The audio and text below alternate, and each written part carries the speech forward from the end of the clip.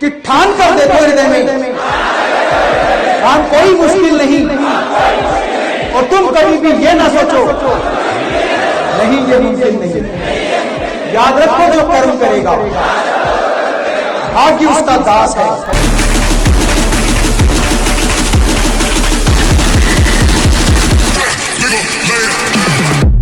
सफलता की एक ही परिभाषा है कि अपने द्वारा निर्धारित लक्ष्यों को प्राप्त कर लिया तो आप सफल हैं, नहीं तो फिर तो दुनिया सफल असफल की परिभाषा सबके लिए अलग होती है। जीरो कैपिटल से आप अपने बिजनेस को कैसे बड़ा कर यस, सकते ये तो बहुत अच्छा क्वेश्चन आपने पूछा है।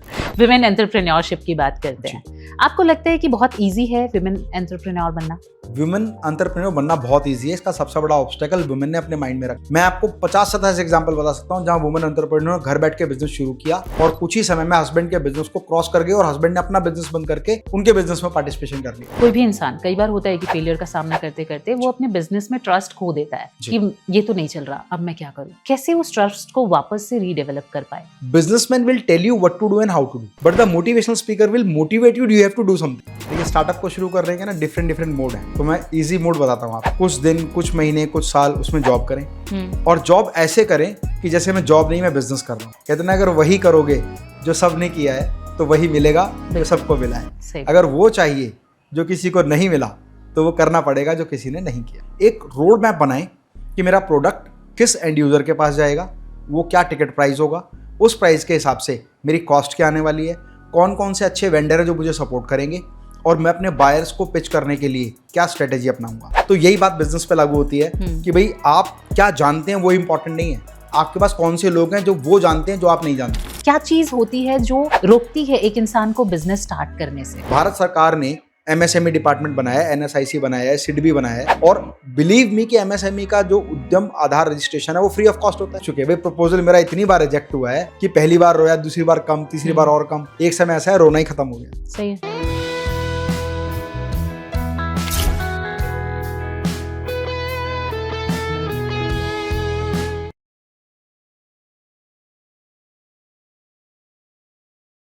ओवरनाइट सक्सेस जो है वो झूठी कहानी लगती है, लेकिन उसके पीछे कितनी स्ट्रगल होती है ये वही जान सकता है जिसने आज स्ट्रगल से जूझ के सक्सेस हासिल की है। और आज यही सारी चीजें समझाने के लिए हमारे साथ स्टूडियो में मौजूद हैं एक बिजनेस कोच जिन्होंने 750 से भी ज्यादा क्लासेस ली हैं। वो हमें समझाएंगे कि कैसे आप पब्लिक स्पीकर बन सकते हैं, स्टेज फियर को कैसे तोड़ सकते हैं। साथ ही उनसे हम जानेंगे बिजनेस को ग्रो करने के फॉर्मूले। तो आज SRT ओरिजिनल्स में हम स्वागत करते हैं अमित माहेश्वरी जी का। सर, बहुत बहुत स्वागत है आपका हमारे पॉडकास्ट में SRT ओरिजिनल्स में। Thank you. सबसे पहले मैं क्वेश्चन पूछना चाहूँगी कि सक्सेस का क्या कोई शॉर्टकट होता है? देखिए, सक्सेस को लेकर ना सबकी डेफिनेशन बिल्कुल डिफरेंट है। कहते हैं ना कि सफलता की परिभाषा हर व्यक्ति के लिए अलग है। सीधी सी फंडामेंटल बात यह है कि अपने द्वारा निर्धारित लक्ष्यों को जो प्राप्त कर लेता है वो सफल है, और जो नहीं प्राप्त कर पाता वो असफल है। उदाहरण के लिए, एक बंदा UPSC का एग्ज़ाम क्रैक करना चाहता है, उसका एग्ज़ाम क्रैक हो गया, उसके बाद में वो अटैम्प्ट में जब गया तो फेल हो गया, ठीक है, तो उसके हिसाब से वो फेलियर है। फिर उसने छोटा एग्ज़ाम दिया, वो SHO बन गया। दुनिया की नज़र में तो वो सफल है, पर अंतरात्मा की नज़रों में जो है ना वो सफल नहीं है। तो सफलता की एक ही परिभाषा है कि अपने द्वारा निर्धारित लक्ष्यों को प्राप्त कर लिया तो आप सफल हैं, नहीं तो फिर तो दुनिया सफल असफल की परिभाषा सबके लिए अलग होती है। बिल्कुल सही बात है। सर, अगर कोई बच्चा या मतलब क्योंकि आजकल यंगस्टर्स बहुत ज़्यादा बिजनेस में आ रहे हैं, कुछ ना कुछ स्टार्टअप कर रहे हैं, अगर कोई स्टार्टअप करना चाहता है तो उसको कैसे शुरू करना चाहिए? देखिए, स्टार्टअप को शुरू करने के ना डिफरेंट मोड है, तो मैं इजी मोड बताता हूँ आपको। दुनिया के सफल लोगों ने एक बात कही थी कि यदि सारा जीवन अनुभव करके सीखने पर लगाओगे तो एक जीवन कम पड़ जाएगा। तो सही तरीका क्या है? जो व्यक्ति जिस विषय में एक्सपर्ट है, जिसमें महारत हासिल की है, योग्यता हासिल की है, उसके सानिध्य में जाओ, उनसे चीज़ों को सीखो और समझो, और स्टेप फॉलो करना शुरू कर दो। और फास्ट तरीके से अगर सफल होना है तो दूसरे लोगों के सिस्टम को समझ के, उसको कॉपी करके, उस पर वैल्यू एडिशन करके आप अपने प्रोडक्ट या अपनी सर्विसेज को लॉन्च करो। तो स्टार्टअप के लिए बड़ा इंपॉर्टेंट बात यह है कि अगर आप सक्सेस हासिल करना चाहते हैं तो उस इंडस्ट्री में जिसमें भी आप कामयाबी हासिल करना चाहते हैं उसमें अपना एक्सपीरियंस करें। कुछ दिन, कुछ महीने, कुछ साल उसमें जॉब करें, और जॉब ऐसे करें कि जैसे मैं जॉब नहीं, मैं बिजनेस कर रहा हूँ। अपना 100% दें और ये मानकर चलें कि ये बिजनेस मेरा बिजनेस है और मैं इसको सफलता की बुलंदियों तक ले जाऊँगा। विश्वास माने, जब आप इस योग्यता और इस काबिलियत और इस आत्मविश्वास के साथ किसी के पास जॉब करेंगे ना, तो आपके अंदर वो गुण आएंगे जो एक बिजनेसमैन के होते हैं। और जब आप स्टार्टअप करेंगे तो आपका स्टार्टअप 100% सक्सेस होगा। बिल्कुल सही तो ये बात मेरा है। मानना है। अच्छा, सबसे पहले कैसे स्टार्ट करना चाहिए? अगर हम एक बिल्कुल रॉ इंसान को कुछ ये बोलना चाहते हैं, जी। समझाना चाहते हैं, तो हमें स्टार्ट कैसे करना चाहिए? क्या स्टेप्स लेने चाहिए? सबसे पहला स्टेप तो ये होता है कि जिस भी बिजनेस में आप एंटर करना चाहते हैं उस इंडस्ट्री को स्टडी करें। और आज तो इंफॉर्मेशन टेक्नोलॉजी का युग है और किसी भी चीज़ को स्टडी करना बहुत आसान है। बिल्कुल। आप गूगल से उससे रिलेटेड कंटेंट इकट्ठा करें, उसकी जानकारी इकट्ठा करें, उसके कौन बायर हैं उसके बारे में जानकारी करें, उसके कौन सप्लायर हैं उसके बारे में करें, उसका रॉ मटेरियल कहाँ मिलता है, रॉ मटेरियल परचेजिंग के लिए क्या कॉस्ट देनी पड़ती है, प्रोडक्ट का सेलिंग प्राइस क्या है, प्रोडक्ट को मार्केट के किस सेगमेंट में लॉन्च करना है, क्योंकि मार्केट सेगमेंटाइजेशन भी समझना बहुत ज़रूरी है। बिल्कुल। तो जब आपको ये सारी चीज़ों की नॉलेज हो जाए ना कि मेरे प्रोडक्ट का रॉ मटेरियल कहाँ से आता है, उसकी क्या कॉस्ट होती है, उसकी मैन्युफैक्चरिंग कॉस्ट क्या आती है, और मार्केट में वो किस रेट पर बिक रहा है, तो आइडेंटिफाई करना बहुत आसान है। एक लेमैन के तरह से आप मार्केट में जाओ, प्रोडक्ट के रेट पता करो, आपको पता लग जाएगा। फिर ये देखिए कि वो कौन सा पेन पॉइंट है मार्केट का जो वो प्रोडक्ट या वो सर्विस सॉल्व कर रही है, और कौन सा ऐसा वैल्यू एडिशन आप कर सकते हैं जो किसी और ने नहीं किया। कहते हैं ना, अगर वही करोगे जो सब ने किया है तो वही मिलेगा जो बिल्कुल। सबको मिला है। सही। अगर वो चाहिए जो किसी को नहीं मिला तो वो करना पड़ेगा जो किसी ने नहीं किया। बिल्कुल सही बात है सर। तो इस तरीके से सब स्टार्टअप करने के लिए आप चीज़ों को फॉलो करेंगे। फिर आ जाते हैं पूरे सिस्टम को डेवलप करने के तरीके, कि आप उस स्टार्टअप को सोल प्रोप्राइटरशिप फर्म के रूप में करेंगे, OPC 1% कंपनी करेंगे, या LLC करेंगे, लिमिटेड लाइबिलिटी पार्टनरशिप करेंगे, लिमिटेड लाइबिलिटी कंपनी बनाएंगे, या लिमिटेड लाइबिलिटी पार्टनरशिप करेंगे, या प्राइवेट लिमिटेड फर्म बनाएंगे, या डायरेक्ट पब्लिक लिमिटेड में जाएंगे। सोल प्रोप्राइटर भी उसका एक तरीका है। तो आपको आइडेंटिफाई करना है कि आपका विजन क्या है, आप किस लेवल तक पहुंचना चाहते हैं, पहले से उसके अकॉर्डिंग प्लानिंग करें। और प्लानिंग करने के बाद फर्म या सोसाइटी या जो भी आप एग्जीक्यूट करते हैं उसको एग्जीक्यूशन में लाने के बाद एक रोड मैप बनाएं कि मेरा प्रोडक्ट किस एंड यूज़र के पास जाएगा, वो क्या टिकट प्राइस होगा, उस प्राइस के हिसाब से मेरी कॉस्ट क्या आने वाली है, कौन कौन से अच्छे वेंडर है जो मुझे सपोर्ट करेंगे, और मैं अपने बायर्स को पिच करने के लिए क्या स्ट्रेटेजी अपनाऊंगा। जब आप इन बेसिक स्टेप्स को फॉलो करते हैं तो आप कहीं ना कहीं बिजनेस के सिस्टम को अडेप्ट करते हुए आगे बढ़ते हैं। साथ साथ ये ज़रूर ध्यान रखें, क्योंकि मैंने देखा है कि स्टार्टअप का जो फेलियर होता है ना, उसके पीछे सबसे बड़ा कारण है उनके पास लिक्विडिटी, वर्किंग कैपिटल। अगर वर्किंग कैपिटल शॉर्ट हो जाए तो अच्छा प्रॉफिटेबल बिजनेस भी फेल हो जाएगा, क्योंकि आपके पास एम्प्लॉय को देने की सैलरी नहीं है, रेंट देने के लिए पैसे नहीं है, नॉर्मल खर्चे करने के लिए कुछ भी नहीं है आपके पास। तो वर्किंग कैपिटल का बड़ा ध्यान रखें, प्लस कैश इनफ्लो और कैश आउटफ्लो का मैनेजमेंट समझें। कई बार ऐसा होता है कि हम ऐसा प्रोडक्ट बनाते हैं जिसकी पेमेंट हमें मंथली आएगी, पर जो हमारे पास लेबर काम कर रही है वो वेजेस वाली है, डेली देना है। तो जो मंथली पेमेंट आएगी उसको कैसे रिटेन रखना है ताकि आप रेगुलर डेली के जो खर्चे वो पूरे कर सकें। अगर डेली का खर्चा अटक जाएगा तो प्रोडक्शन अटक जाएगा, लेबर खराब हो जाएगी। बिल्कुल सही। तो इसीलिए कैश इनफ्लो और कैश आउटफ्लो का मैनेजमेंट करना बहुत जरूरी है। और ओवर द पीरियड एक व्यक्ति को एक साल में समझ में आ जाता है कि पूरे साल में कौन से ऐसे महीने हैं जब मेरा व्यापार मुझे ज़्यादा कैश इनफ्लो देता है, और कब ऐसे समय होते हैं जब कैश आउटफ्लो ज़्यादा होता है। फॉर एग्जाम्पल, मान लीजिए आप रेडीमेड गारमेंट का बिजनेस कर रहे हैं और वो सब सर्दियों वाले कपड़े हैं, तो आपको पता है कि कैश इनफ्लो कब आएगा, जब सर्दियाँ आएगी। लेकिन जब आप प्रोडक्शन कर रहे होंगे उस समय गर्मी, बरसात, बाकी समय होगा, तो उस समय पर कैश आउटफ्लो ज़्यादा होगा। तो मनी को रिटेन रखना, वर्किंग कैपिटल को सही तरीके से इस्तेमाल करना, और ये प्लान बनाना कि मुझे कब कब पैसा कहाँ कहाँ इन्वेस्ट करना है। कई बार लोग ये गलती करते हैं स्टार्टअप के रूप में, पैसा उनके पास आया, वो बढ़िया हाई फाई सेटअप बना देंगे ऑफिस, कि नहीं मेरा ऑफिस सेटअप बहुत अच्छा होना चाहिए, और कहीं ना कहीं लैक ऑफ वर्किंग कैपिटल की वजह से उनका बिजनेस प्रॉफिटेबल होने के बाद भी फेल हो जाता है। हाँ, कई बार देखा है मैंने। तो इसीलिए राइट प्लानिंग के साथ एक साल के 12 महीने के 12 महीने चेक करो कि कब कब क्या रिस्पॉन्स होता है, उसी के हिसाब से प्लानिंग करो और प्लानिंग को एग्जीक्यूट करते हुए आगे बढ़ो। हम क्योंकि यहाँ पे अभी अगर बात कर रहे थे, अभी मैंने क्वेश्चन किया कि नए बच्चे जो अभी आ रहे हैं मार्केट में, 20-20 साल, 21-21 साल के बच्चे, क्योंकि सब एंटरप्रेन्योर बनना चाहते हैं, तो उन लोगों को, क्योंकि अब 20 साल के बच्चे के पास तो वर्किंग कैपिटल नहीं होगा सर, उनको ऐसा क्या करना चाहिए? और प्लस एक क्वेश्चन यहाँ पे इनिशियली, क्योंकि हम बच्चों की बात कर रहे हैं, ये आ जाता है कि क्या हमारे जो स्कूल और कॉलेजेस हैं ये बच्चों को बिजनेस के लिए तैयार कर रहे हैं? देखिए, ये बड़ा कंट्रोवर्शियल टॉपिक है। स्कूल और कॉलेजेस बच्चों को ना एक अच्छा एम्प्लॉय बनाने के लिए ट्रेन करें, ना कि अच्छा एंटरप्रेन्योर, एक बिजनेस ओनर। वो माइंडसेट डेवलप स्कूल्स में नहीं किया जा रहा है।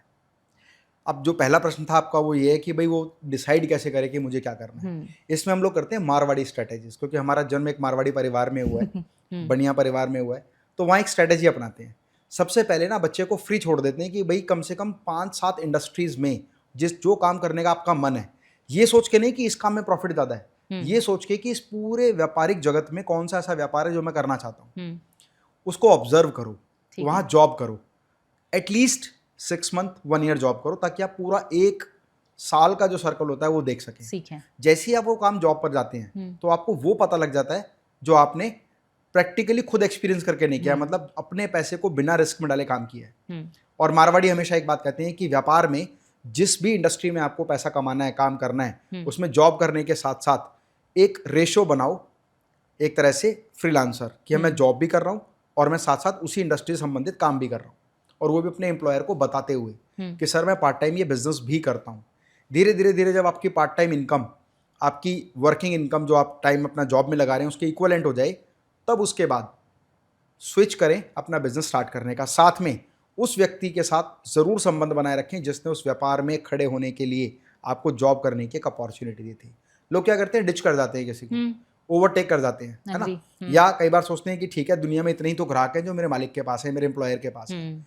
उतने ग्राहक को छोड़कर ना पूरा विश्व ग्राहकों से भरा हुआ है। अपने साथियों को अपने कॉम्पिटिटर के रूप में ना देखें, सहायक के रूप में देखें, और जब सहायक के रूप में देखेंगे ना, विश्वास माने वो लोग आपकी मदद जरूर करेंगे। बिल्कुल। अपने एम्प्लॉयर जहाँ से आपने चीज़ों को सीखा, उनके आशीर्वाद के साथ चलेंगे तो आपकी ग्रोथ और फास्ट होगी, क्योंकि उन्होंने व्यापार के हर परिस्थितियों को अच्छे से देख लिया है। हाँ, जो ऑलरेडी स्टेबलिश्ड है उसने तो सीखा ही मारवाड़ी होगा तो इस तरह से करते हैं। और एक और स्ट्रेटेजी होती है that is called 1000 days possibility. उसमें क्या होता है, कम से कम 1000 दिन आप ये मानकर चलें कि ये व्यवसाय उस पेड़ की तरह है जिसको मुझे रोज सींचना है, और एक समय आएगा जब ये बड़ा होगा और फल देना शुरू करेगा। जो व्यापार जितनी जल्दी प्रॉफिट देता है वो उतना आकार में और ग्रोथ पॉसिबिलिटी में छोटा होता है। जैसे एक मजदूर को देख लो, वो सुबह से शाम तक काम करता है, hand to hand same day उसको पैसे मिल जाते हैं। लेकिन जो एक उसका ठेकेदार है उसको 1 हफ्ते में पैसे मिलते हैं, उसका जो और सीनियर उसका जो कॉन्ट्रैक्टर है उसको 1 महीने में मिलते हैं, और वो जो बंदा जिसने वो बिल्डिंग बनाई थी उसको हो सकता है उसका पैसा 6-6 महीने में मिलता हो, और जब वो बिल्डर बना के तैयार कर देता है तब उसको बिल्डिंग बनने के बाद पैसा मिलता है। तो जितना समय अवधि किसी भी चीज़ के पकने में, परिपक्व होने में ज़्यादा होगी, वो उतना ज़्यादा प्रॉफिटेबल भी होगा। सही है। तो क्या हम यहाँ पे ये मानते हैं, जैसे मैंने स्कूल कॉलेजेस की बात की, कि हमें श्रीमद् भगवत गीता बिजनेस में वाकई काम करता है, आपको एक रास्ता दिखाता है? हमें जैसे बातें हो रही थी कि MBA में सबसे पहले अगर आपको बिजनेस स्ट्रैटेजी समझनी है तो आप श्रीमद् भगवत गीता को जरूर डाल दें जी एज अ कोर्स। हाँ जी। तो do you believe in that? Bhagavad Gita को लेकर ना हर व्यक्ति का इंटरप्रिटेशन अलग है। कहते हैं कि जिसकी रही भावना जैसी प्रभ मुहूर्त देखे तिन तैसी। एक ही लाइन को आप जिस मर्जी तरीके से समझ सकते हैं, उसको कोरिलेट कर सकते हैं बातों से। ठीक इस तरह से भगवत गीता में हर वो बात है जो आप सोचते हैं, आपके मन के जैसे भाव होंगे, जैसे प्रश्न होंगे, वैसे आपको जवाब मिलने वाला है। एक बड़ी प्यारी स्टेटमेंट कई बार मैं अपने प्रोग्राम में बोलता हूँ कि महाभारत में आपने देखा कि एक तो थे धृतराष्ट्र। धृतराष्ट्र नेत्रहीन थे, लेकिन नेत्रहीन होने के बावजूद भी वो आर्यव्रत के राजा थे। क्यों नहीं, थे? वो हस्तिनापुर के राजा। हस्तिनापुर के राजा थे। अच्छा ठीक है, हस्तिनापुर के राजा थे। हस्तिनापुर के राजा होने के बाद भी आर्यव्रत के सभी राजाओं में उनका बड़ा वर्चस्व चलता था। क्यों चलता था? क्योंकि उनके पास उस समय के सबसे बेहतरीन योद्धा थे उनकी टीम में। लेकिन यहाँ पे मैं थोड़ा सा, अब मैं इस बात को कंप्लीट कर देता हूँ। जी जी। उसमें बेहतरीन योद्धा उनके साथ थे, इसलिए उनकी पावर बहुत बड़ी थी। लेकिन मगध में एक राजा था, कौन? जिसको बीच में से भगवान श्री कृष्ण ने, जरासंध। जरासंध के पास, जरासंध बहुत शक्तिशाली था, लेकिन उसके बावजूद भी वो केवल मगध का राजा था, क्योंकि वो अपनी ऑर्गेनाइजेशन में सबसे पावरफुल आदमी अकेला था। जबकि धृतराष्ट्र कमजोर होने के बावजूद उनके पास बहुत बड़े अच्छे योद्धाओं की सेना थी। तो यही बात बिजनेस पे लागू होती है कि भाई आप क्या जानते हैं वो इम्पोर्टेंट नहीं है, आपके पास कौन से लोग हैं जो वो जानते हैं जो आप नहीं जानते हैं। जब आप वो जानते हैं जो आप नहीं जानते, मतलब आपके लोगों के जरिए, तो आप वहाँ पहुँचते हैं जहाँ पहुँचने का लक्ष्य बना रहे हैं पर आपको रास्ता नहीं पता है। तो बहुत सारे तरीके हैं, इंटरप्रिटेशन है। रामायण के इंटरप्रिटेशन को आप अपनी लाइफ में जहाँ इम्प्लीमेंट करेंगे वहाँ वो काम आएगी। और श्रीमद् भगवत गीता का तो एक एक श्लोक जीवन में एक नया, और मुझे लगता है कि जब हम श्रीमद् भगवत गीता ना पढ़ते हैं तो वो हर एक फील्ड में और हर एक जिस मनोभाव से आप उसको पढ़ रहे हैं, जैसे आपने कहा, मैं उस चीज़ से बिल्कुल अग्री करती हूँ। अगर हम लाइफ में भी कहीं फेलियर देख रहे हैं ना किसी भी पार्ट पे, और आप तब उसको पढ़ेंगे तो आपको वो सॉल्यूशंस मिलेंगे। अगर आप बिजनेस माइंडेड होके वो पढ़ रहे हैं तो आपको वो सॉल्यूशंस मिलेंगे। डिपेंड करता है कि आप किस मनोभाव से उसको पढ़ रहे हैं। इसको बड़े प्यारे एग्जाम्पल के साथ मैं आपको बताता हूँ। हर साल हमारे भारतवर्ष में अलग अलग जगहों पर रामलीलाएं होती हैं। और रामलीला देखने वाले जो लोग होते हैं वो जन सामान्य होते हैं। लेकिन जो वहाँ छोटा बच्चा रामलीला देखता है ना, वो देखता है हनुमान जी का गदा, हनुमान भगवान राम के पास धनुष, किसी के पास तलवार, मुकुट, ये चीज़ें देखता है और बच्चा मेले में से वही लेके आता है। सही। और जो युवा होते हैं वो देखते हैं कि भाई वाह, लक्ष्मण में देखो क्या एग्रेसिवनेस है, क्या जोश है ना। और जो ऊपर थोड़े उनसे सीनियर होते हैं वो भगवान श्री राम को देखते हैं, सीता माता को देखते हैं, उनके प्रेम के बारे में समझते हैं। उनसे जो और ऊपर हैं वो उनके माता पिता के रूप में वो सारी चीज़ें देखते हैं जी। और जो बहुत एग्रेसिव लोग हैं ना, वो रावण की बलिष्ठ शक्तियों को देखते हैं। तो कहते हैं ना कि जिनकी रही भावना जैसी प्रमुहूर्त देखे तिन तैसी। हर व्यक्ति अपने भावनाओं के हिसाब से वो फ्रीक्वेंसी मैच कर लेता है, बिल्कुल सही। उसको वही दिखाई देता है जो वो देखना चाहता है। सही है, बिल्कुल सही है। अच्छा, जैसे क्योंकि हम स्टार्टअप्स की अभी बात कर रहे जी। थे, तो स्टार्टअप्स में हमें कौन सी ऐसी 3 चीज़ें हैं? जी। क्योंकि आज के डेट में मैं देख रही हूँ कि यूथ बहुत ज़्यादा आ रहा है स्टार्टअप्स की तरफ, जी। उनको बहुत है क्यूरियोसिटी और लोग जानना चाहते हैं कि आखिर हम कैसे स्टार्टअप शुरू करें। हमने उस पे बात की। हम क्या वो चीज़ें हैं जो अवॉइड करेंगे तो हम एक राइट पाथ पे जा सकते हैं? कोई भी अगर हम 5 चीज़ों की बात करें कि स्टार्टअप हमने शुरू किया है और कौन सी वो 5 चीज़ें हैं जो हमें अवॉइड करनी चाहिए क्योंकि गलतियाँ ना कर पाएँ, तो वो क्या रहेंगी सर? देखिए, सबसे पहले जो स्टेप्स है ना, वो यही है कि जिस स्टार्टअप में आप मतलब जिस तरह का स्टार्टअप आप करना चाहते हैं, उस इंडस्ट्री से संबंधित प्रैक्टिकल नॉलेज लें। कई बार क्या होता है, गूगल से हमने कंटेंट लिया, किसी बुक से हमने कोई थीसिस ले ली या उसकी कोई एक इन्फॉर्मेशन इकट्ठा कर ली और बिना ये प्लानिंग किए कि मेरे पास फाइनेंस कितना है और कितना मुझे मैनेज करना है, कैसे मुझे अरेंज करना है और एक्सपेंशन की पॉसिबिलिटीज़ को ना समझते हुए जब भी हम कोई स्टार्टअप करेंगे तो फेलियर की संभावनाएं बहुत अधिक है। भारत जैसे देश में 100 में से 90% स्टार्टअप अपने पहले 3 साल में बंद हो जाते हैं। उसके पीछे कारण यही है कि वो प्रोडक्ट भी अच्छा है, वो सर्विस भी अच्छी है, उसमें प्रॉफिटेबिलिटी भी है, but due to lack of business management वो व्यक्ति फेलियर हो जाता है। तो पहली चीज़, उस स्टार्टअप को जिसको आप करना चाहते हैं उससे संबंधित पूरी प्लानिंग बनाएं। प्लानिंग हर तरह की होती है, सेल्स को लेकर प्लानिंग, मार्केटिंग को लेकर प्लानिंग, प्रोडक्शन को लेकर प्लानिंग, उसके एडमिनिस्ट्रेशन को लेकर प्लानिंग और साथ साथ फाइनेंस को लेकर प्लानिंग। जब ये पांचों ऑर्गन्स ठीक तरीके से काम करेंगे ना, तभी बिजनेस आगे बढ़ेगा। एक बात और, ज़्यादातर मैंने स्टार्टअप्स में जब यूथ को अगर कोई सक्सेसफुल हो जाता है तो उसकी एक छोटी सी गलती क्या होती है कि जैसे ही उसके पास पैसा आता है ना, वो शो ऑफ में लग जाता है। वो अपनी बाइक ले लेगा, नई BMW या गाड़ी खरीद लेगा, या फिर वो लग्जरियस ऑफिस बना लेगा, या वो ऐसा शो ऑफ करेगा कि भाई मैं तो बहुत फास्ट प्रोग्रेस कर रहा हूँ। प्रकृति का एक नियम है कि सूरज जब उगता है ना तो उसकी रोशनी बहुत तेज नहीं होती, लालिमा जैसी होती है। जी। लेकिन जब वो अपने चरम सीमा पर पहुंचता है, दुनिया उसकी रोशनी से प्रभावित होती है ना। हर आदमी सुबह 5 बजे 4 बजे उठकर रोशनी नहीं देखता, लेकिन वो उस समय की रोशनी को दिखाना चाहता है, वो स्टार्टअप, कि मैंने कुछ किया है। इन भावनाओं को छोड़ते हुए फ्यूचर प्लानिंग को लेकर अगर वो राइट स्ट्रेटेजी फॉलो करेगा तो वो हमेशा सक्सेस हासिल करेगा। साथ साथ किसी ना किसी व्यक्ति को अपनी लाइफ में मेंटोर बनाएं और मेंटोर की मेंटोरशिप जरूर लें। वो मेंटोर आपके कोई फ्रेंड के फादर हो सकते हैं, आपके कोई नोन पर्सन हो सकते हैं, कोई प्रोफेशनल मोटिवेशनल स्पीकर या बिजनेस कोच हो सकते हैं। आप ये जरूर आइडेंटिफाई करें कि जिसकी मेंटोरशिप के अंतर्गत मैं काम कर रहा हूँ, क्या रियल लाइफ में उन्होंने उस इंडस्ट्री में या उस रिलेटेड इंडस्ट्री में कोई अचीवमेंट हासिल की है। क्योंकि भारत एक ऐसा देश है जहाँ ज्ञान देने वाले लोग सबसे ज़्यादा हैं। तो ये आइडेंटिफाई करना कि जिसकी मेंटरशिप में ले रहा हूँ उसने रियल लाइफ में कुछ किया है या नहीं, और अगर वो व्यक्ति मुझे गाइड कर रहा है तो मैं नेक्स्ट लेवल कैसे जा सकता हूँ। जी सर, फिर यहाँ पे बात आती है, आजकल जो बच्चे हैं वो नेटवर्क मार्केटिंग में बहुत ज़्यादा घुस रहे हैं।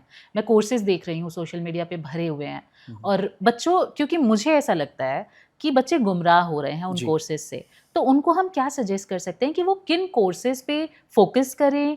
सिर्फ क्योंकि लाइमलाइट है, मुझे ऐसा लगता है कि सब अपना बेचना चाहते हैं, बिल्कुल, और इस वजह से कुछ भी बच्चों को बेच रहे हैं, तो वो क्या ऐसी चीज़ देखें कोई भी कोर्स लेने से पहले कि उनको वो सही चीज़, सही ज्ञान उन तक पहुँचे? जी, बहुत अच्छा क्वेश्चन आपने पूछा है। नेटवर्क मार्केटिंग को लेकर लोगों के मन में बहुत बड़ा मिथ रहता है, और नेटवर्क मार्केटिंग के बारे में बात करने में ना 2 तरह के अलग समुदाय हैं, एक जो उसको फेवर करता है और एक जो उसके अगेंस्ट है। लेकिन किसी ना किसी कोर्स में, किसी ना किसी चीज़ में कोई ना कोई ऐसी विशेष बात जरूर होती है जो आपको नेक्स्ट लेवल ले जाती है। जी। मैं नेटवर्क मार्केटिंग का फेवर नहीं कर रहा, लेकिन एक बात आपको बता रहा हूँ, नेटवर्क मार्केटिंग आपको एक अपॉर्चुनिटी देती है नए लोगों से मिलने से, प्लस उनसे राइट तरीके से कम्युनिकेशन करने से, प्लस आपकी पब्लिक स्पीकिंग स्किल्स को एनहांस करने में, प्लस ट्रेनिंग एंड मोटिवेशन के जरिए आपको आगे बढ़ने में। जरूरी नहीं कि आप नेटवर्क मार्केटिंग का कोई भी कोर्स करके नेटवर्क मार्केटिंग ही करें। बेसिकली बिजनेस में भी हमें नेटवर्क मार्केटिंग ही करनी होती है, नेटवर्क करना होता है जी। पर नेटवर्क एक वर्ड ना बड़ा नेगेटिव बन गया नेटवर्क मार्केटिंग की वजह से। तो नेटवर्क से नेटवर्थ बनती है। सिर्फ प्रॉब्लम क्या है कि नेटवर्क मार्केटिंग में जो लोग कामयाब हुए हैं उन्होंने अपनी लाइफ के बहुत अधिक साल दिए हैं, 10 साल, 15 साल, 20 साल पुराने जो टॉप मोस्ट बिल्कुल। लोग हैं, जो अपने आप को लीडर्स बताते हैं, जो टॉप अचीवर्स हैं, उनमें भी दो तरह के, एक फेक अचीवर है ना, और एक वो जिसने एक्चुअल में अचीव किया है। मैं इससे एक बड़ी प्यारी बात को कोरिलेट करता हूँ। दो तरह के राजा होते हैं। एक राजा होता है, उसको बोलते हैं घोड़ों का राजा, और एक होता है हाथी का राजा। दोनों ही राजा होते हैं, लेकिन दोनों में बहुत बड़ा डिफरेंस है। हाथी का राजा वो होता है इसके पास सब कुछ ले दे के एक हाथी है, जिसे हम कहते हैं महावत। उसकी सारी संपत्ति जो है ना वो हाथी है। एक है घोड़ों का राजा जिसके अस्तबल में सैकड़ों घोड़े बंधे हुए, वो असली वर्थफुल पर्सन है। तो नेटवर्क मार्केटिंग में कुछ हाथी के राजा हैं, उनके पास एक ही हाथी है, वो उनकी कार और वो उनका सूट, जिसे दिखा के बता के चमका के वो और घर जाएंगे ना, और जब वो सूट उतारेंगे हो सकता है उनकी शर्ट में भी छेद हो, उनके जो सॉक्स हैं वो भी फटे हुए हों, लेकिन ओवर अटायर जो है उनका इस तरह से प्रभावशाली है कि व्यक्ति इन्फ्लुएंस हो जाता है। तो हाथी के राजाओं से इंस्पायर ना हो, घोड़ों के राजा से इंस्पायर हो जिन्होंने अपनी संपत्तियां बनाई हैं। Network marketing is a way to learn how to communicate with people, how to be confident, like a public speaking, networking skills that can be implement in your business. तो ये अपनी चॉइस है, जिसको नेटवर्क मार्केटिंग करनी हो network marketing करे, और जिसको वहां से सीख समझ के, वो भी एक लर्निंग का पार्ट है। उसका सबसे बड़ा बेनिफिट क्या है, फ्री ऑफ कॉस्ट आपको लर्निंग मिल जाती है। आपने किसी भी नेटवर्क मार्केटिंग कंपनी को ज्वाइन किया, जरूरी नहीं कि आप लोगों का नेटवर्क बनाएं, बट सीखने के लिए तो स्पीकर्स की अपॉर्चुनिटी मिलती है, कॉन्फिडेंस आता है, मोटिवेशन मिलता है, एक एनर्जी मिलती है, और वो वहां से लेने के बाद आप अपने बिजनेस में इंप्लीमेंट करें, है ना।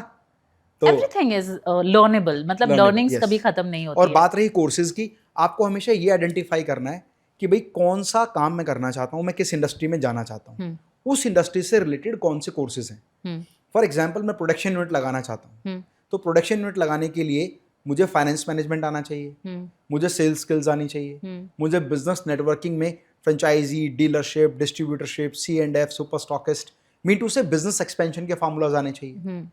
तो आपको ये आइडेंटिफाई करना है कि मेरे बिजनेस से रिलेटेड कौन सी ऐसी चीज़ें हैं जिनके कोर्सेज मुझे करने चाहिए। आज तो हर चीज़ पर कोर्स है। सांस लें, इसका भी एक कोर्स है कि 40-45 साल हो गए मैं सांस लेते हुए, हमें ये सीखना है कि सांस कैसे लेनी है। तो कुछ गलत भी नहीं है, केवल हमारे निर्णय पर डिपेंड करता है कि मेरे लक्ष्य को हासिल करने के लिए मुझे कौन से रास्ते पर जाना है। कौन कौन से कहते हैं ना कि अगर युद्ध लड़ना है तो आपके पास अस्त्र शस्त्र दल बल सब कुछ होना चाहिए। तो अस्त्र शस्त्र तो हजारों हैं, मेरे काम के कौन से मुझे कैसे कर रहे हैं। जी बिल्कुल सही बात है। इसके साथ ही डिजिटल मार्केटिंग का भी आजकल बहुत बूम है सोशल मीडिया के दौर में, और बच्चे ज़्यादातर जो स्टूडियस हैं या जो लर्निंग प्रोसेस में हैं, वो लोग digital marketing as a part time start करते हैं वो लोग, और काफ़ी अच्छा कर रहे हैं कुछ बच्चे, मैंने देखा है। यहाँ पे भी कोर्सेज वाली बात आ जाती है, बहुत सारे भरमार है कोर्सेज की।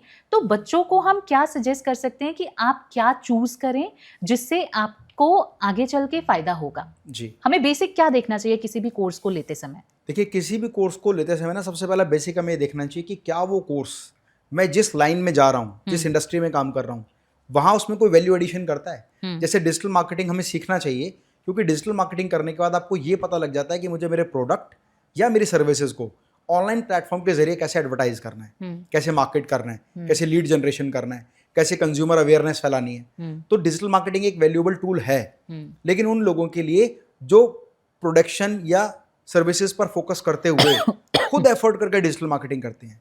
और विश्वास माने कि जब आपके व्यापार का आकार धीरे धीरे बढ़ना शुरू होगा ना, आप सेल्स एंड मार्केटिंग को फॉलो करेंगे, ना कि डिजिटल मार्केटिंग को। उसके लिए आप टीम को हायर करेंगे। बट इनिशियल स्टेज पर अगर आप डिजिटल मार्केटिंग सीखते हैं तो आपके बिजनेस में वो एक सपोर्टिंग नेटवर्क के रूप में काम करेगा, क्योंकि आपका कुछ समय होगा जहां आप अभी आप पैसा खर्च नहीं कर सकते, लेकिन आप खुद एफर्ट करके तो अपनी मार्केटिंग कर सकते हैं ना।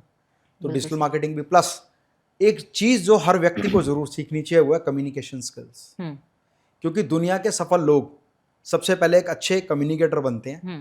जब अच्छे से आप अपनी बात को किसी को बता पाएंगे, आपको सेल्स की पिच करनी है, प्रोडक्ट और सर्विसेज बाद में है, पहले पर्सन खुद की एबिलिटी से अपने कंज्यूमर को सेटिस्फाई करता है, फिर सेकेंडरी लेवल पर प्रोडक्ट या सर्विस आती है। तो इसीलिए अगर आप पब्लिक स्पीकिंग सीखते हैं, कम्युनिकेशन स्किल सीखते हैं, डिजिटल मार्केटिंग सीखते हैं, सेल्स स्ट्रैटेजीज को समझते हैं, बिजनेस कंप्लाइंसेस को, बिजनेस प्लानिंग को समझते हैं, तो मच बेटर है। जब आपको इनिशियल लेवल पर पूंजी कम है और काम करने के लिए समय ज़्यादा है, एक समय ऐसा होगा आपका पैसे ज़्यादा होंगे और समय कम होगा, ऐसे में आप अपनी सर्विसेज को हायर करेंगे। सर, आप पब्लिक स्पीकिंग सिखाते हैं बच्चों को, हम क्या बच्चों को बता सकते हैं कि आप कैसे पब्लिक स्पीकिंग में एक अच्छे स्पीकर बन सकते हैं? किन-किन चीज़ों का हमें ध्यान देना चाहिए जिससे कि हम लोगों को फेस करना हमारे लिए ईज़ी हो जाए, स्पीकिंग हमारे लिए ईज़ी हो जाए? क्या कर सकते हैं सर? देखिए, पब्लिक स्पीकिंग में सबसे इंपॉर्टेंट चीज़ है ना, वो है सेंस ऑफ ह्यूमर। हुँ, आप सामने वाले व्यक्ति की आँखों में देखकर ये आइडेंटिफ़ाई कर पाएँ कि जो बात आप कहना चाह रहे हैं, वो ध्यान से सुन रहा है या नहीं। हुँ, आप अगर ध्यान करें, जब आप हम लोग पढ़ते थे स्कूल में, तो हमारे एक टीचर होते थे जो बोर्ड पर कुछ लिख रहे हैं हुँ, और हम उनकी तरफ ही देख रहे हैं। लेकिन टीचर की तरफ देखते, देखते, देखते टीचर को ये पता चल गया कि हमारा ध्यान हुँ, कहीं और है। हुँ। फिर वो कोई वर्ड यूज़ नहीं करते। वो पढ़ाते, पढ़ाते, पढ़ाते, पढ़ाते, पढ़ाते आपको देखते हैं और आँखों ही आँखों में आपको एक इशारा करते हैं कि कहाँ ध्यान है, मैं यहाँ हूँ, यहाँ ध्यान दो। ये वर्ड बोलते नहीं है। हुँ, उनके अंदर एक ऐसी शक्ति होती है कि वो समझ जाते हैं किसी का ध्यान कहीं और उसको वापस खींच के अपनी तरफ ले आते हैं। हुँ, इसका मतलब बिना शब्दों के भी बहुत सारी ऐसी चीज़ें हैं जो हम अपनी बॉडी लैंग्वेज से बोलते हैं। तो आपकी बॉडी लैंग्वेज बड़ी इंप्रेसिव होनी चाहिए, हुँ, कम्युनिकेटिव होनी चाहिए। प्लस उसके बाद में आपके शब्दों का चयन। इस बात से कोई फ़र्क नहीं पड़ता है कि आप कौन-सी भाषा बोलते हैं। एक व्यक्ति ने मुझे मेरे ऑफ़िस में कॉल किया और कहा कि सर, हम पब्लिक स्पीकर बनना चाहते हैं, पर हम तो बिहार से हैं। हुँ, मैंने कहा एक बात ध्यान रखना, जो कहीं नहीं चलता ना, वो कहीं न कहीं ज़रूर चलता है। हुँ, मतलब भारत एक ऐसा देश है जहाँ पर हर व्यक्ति अगर किसी प्रांत से भी जुड़ा हुआ है, तो वो अगर कहीं भी उसकी लैंग्वेज नहीं चली तो अपने हुँ, प्रांत में ज़रूर चलेगी, बिल्कुल सही। अपने डिस्ट्रिक्ट में ज़रूर चलेगी, हुँ, अपने शहर में ज़रूर चलेगी। तो कोई फ़र्क नहीं पड़ता कि आपकी टेरिटरी कितनी बड़ी है। जब आप अच्छे से कंटेंट की डिलीवरी करते हैं और वो बात बोलते हैं जो उस ऑडियंस से रिलेटिव है हुँ, रिलेटेड है, जिससे आप बात करना चाह रहे हैं, तो उनकी भाषा में, उनके शब्दों में, उनकी बात उन तक पहुँचाना, ये एक पब्लिक स्पीकिंग है। सही है। प्लस आपका कॉन्फिडेंस और बिल्डअप होता है जब आप जिस विषय पर बोल रहे हो उस विषय के विशेषज्ञ के रूप में आपने योग्यता हासिल की हो। सपोज मुझसे कोई मेडिकल साइंस के बारे में बोलेगा ना, हुँ, कुछ पूछेगा मुझसे, तो मेरे हाथ पैर कांप जाएंगे। हाँ, कोई मुझसे एटॉमिक साइंस के बारे में पूछेगा तो मुझे बिल्कुल अनकंफर्टेबल में फील करूंगा। तो मैं ऐसे व्यक्तियों के साथ बात करूंगा जो मुझे लगता है कि मैं इस विषय पर विशेषज्ञ हूँ और इनको इस विषय की जरूरत है। हुँ, तो राइट स्पीकर को राइट ऑडियंस मिलना जरूरी है और राइट ऑडियंस को स्पीकर के जरिए राइट कंटेंट मिलना जरूरी हुँ, है। तो पब्लिक स्पीकिंग में अपनी पर्सनैलिटी पर ध्यान दें, अपनी बॉडी लैंग्वेज पर ध्यान दें, अपने कंटेंट को कंठस्थ करें, कंटेंट को समझें, उसकी डीपनेस को समझें और age, geographical conditions of your audience, mindset, buying power, spending power, age group सब कुछ समझने के बाद ना उनके हिसाब से कंटेंट बनाएं। बिल्कुल सही है। हर और कोई जब हर किसी का एक्सपर्ट हो भी यस, नहीं और सकता। प्रैक्टिस पे डिपेंड करता है। हुँ, जितना अच्छे से आप कम्युनिकेट करेंगे over the period of time, आपके बात करने में वो और ज़्यादा कॉन्फिडेंस आएगा, आप अच्छे तरीके से बता पाएँगे हुँ, और धीरे-धीरे वही काम, वही चीज़ें, वही टूल्स जब आप अपने बिज़नेस में इम्प्लीमेंट करेंगे, तो वही काम हमारे क्लाइंट्स के साथ करना है। बिल्कुल सही, तो हमें और बेहतर रिज़ल्ट मिलना शुरू हो जाएगा। इसीलिए सही। Public speaking is a powerful tool for everyone. हर एवरीवन। व्यक्ति को लाइफ में आना चाहिए। Agree, agree. क्योंकि जब आप स्पीकिंग मतलब आपका वे ऑफ टॉकिंग अच्छा है, आप अच्छे से कम्युनिकेट कर जी, पा रहे हैं, तो लोग आपसे बात भी करना बिल्कुल। चाहते हैं। तो ये एक नॉर्मल है। आई हाँ, आई डोंट थिंक कि सिर्फ बिज़नेस के लिए बल्कि हर एक इंसान के लिए लाइफ ज़रूरी के चीज़ हर है। स्तर पर पब्लिक स्पीकिंग हुँ, काम आती है और कई बार ना पब्लिक स्पीकिंग जब वर्ड बोलते हैं ना, तो सोचते हैं पब्लिक स्पीकिंग का मतलब है जो स्टेज पर बोलेगा, हाँ, नहीं। हाँ। It's a communication skills. आपको बात करने का तरीका जब आएगा धीरे-धीरे, तो आप किसी भी व्यक्ति को उस विचारधारा की तरफ मोल्ड कर पाएँगे जहाँ आप उसको ले जाना चाहते हैं। सही है।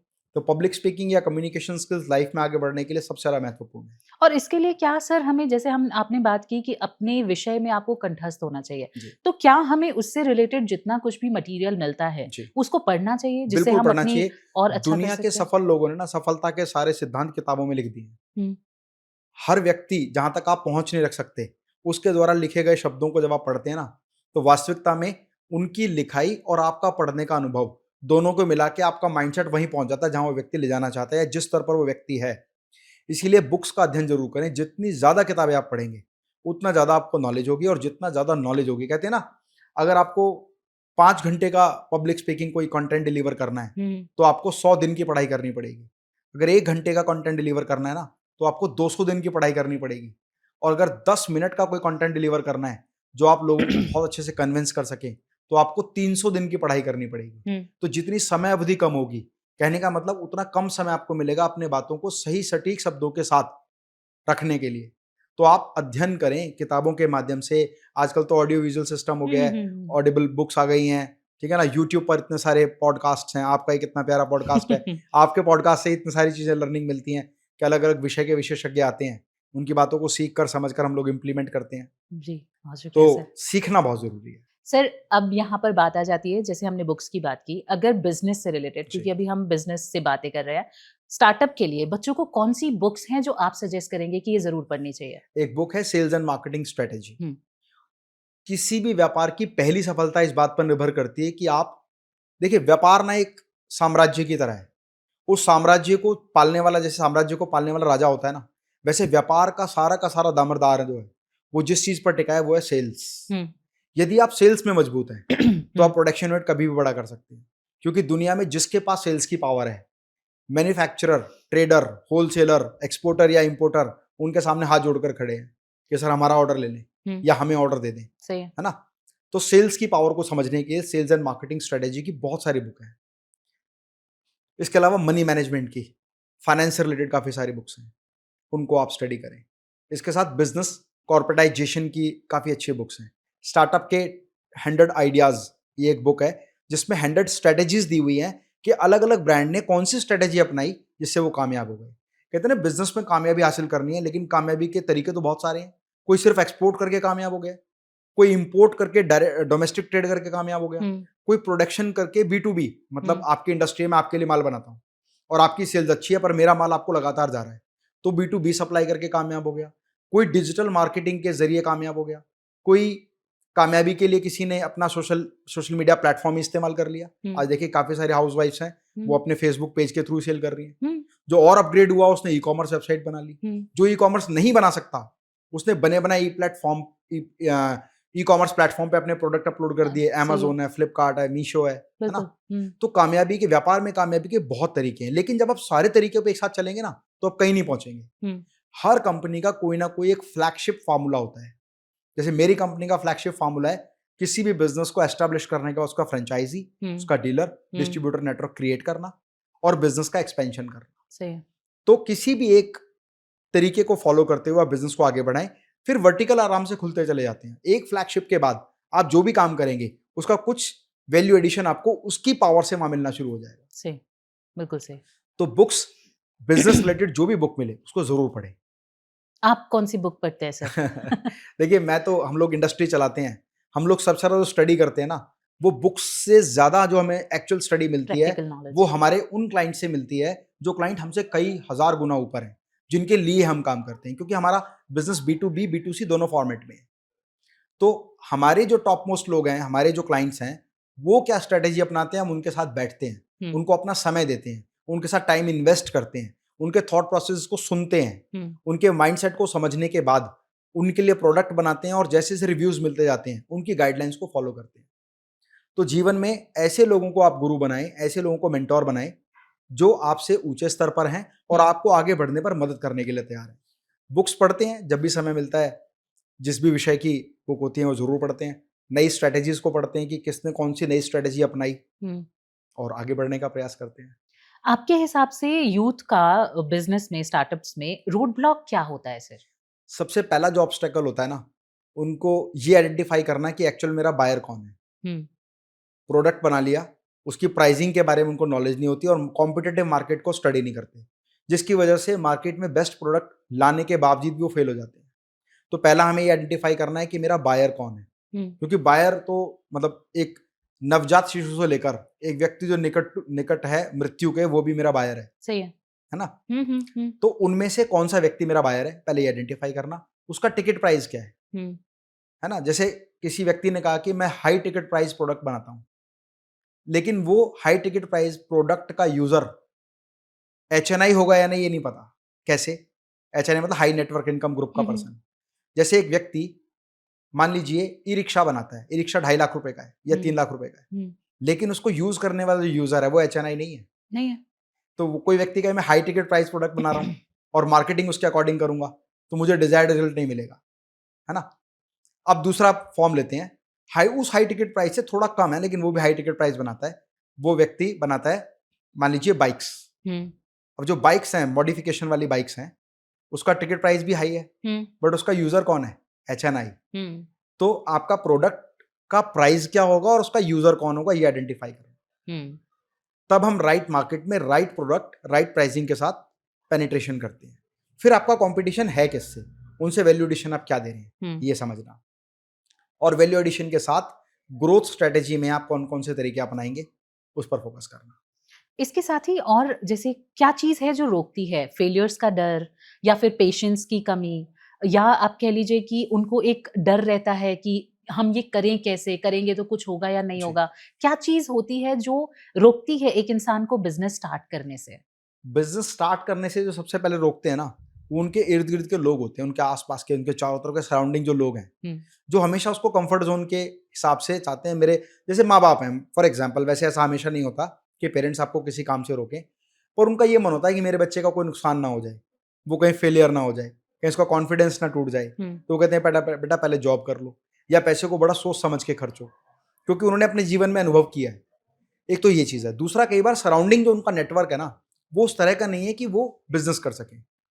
उनकी उठ बैठ किस तरह के लोगों के साथ में है। वो एम्प्लॉय टेंडेंसी के लोगों के साथ अगर उठते बैठते हैं तो कहेंगे भाई कुछ नहीं रखा इसमें, जॉब करेंगे मजे से पैसा कमाएंगे, कंफर्ट लाइफ सब कुछ है, कल किसने देखा है ना।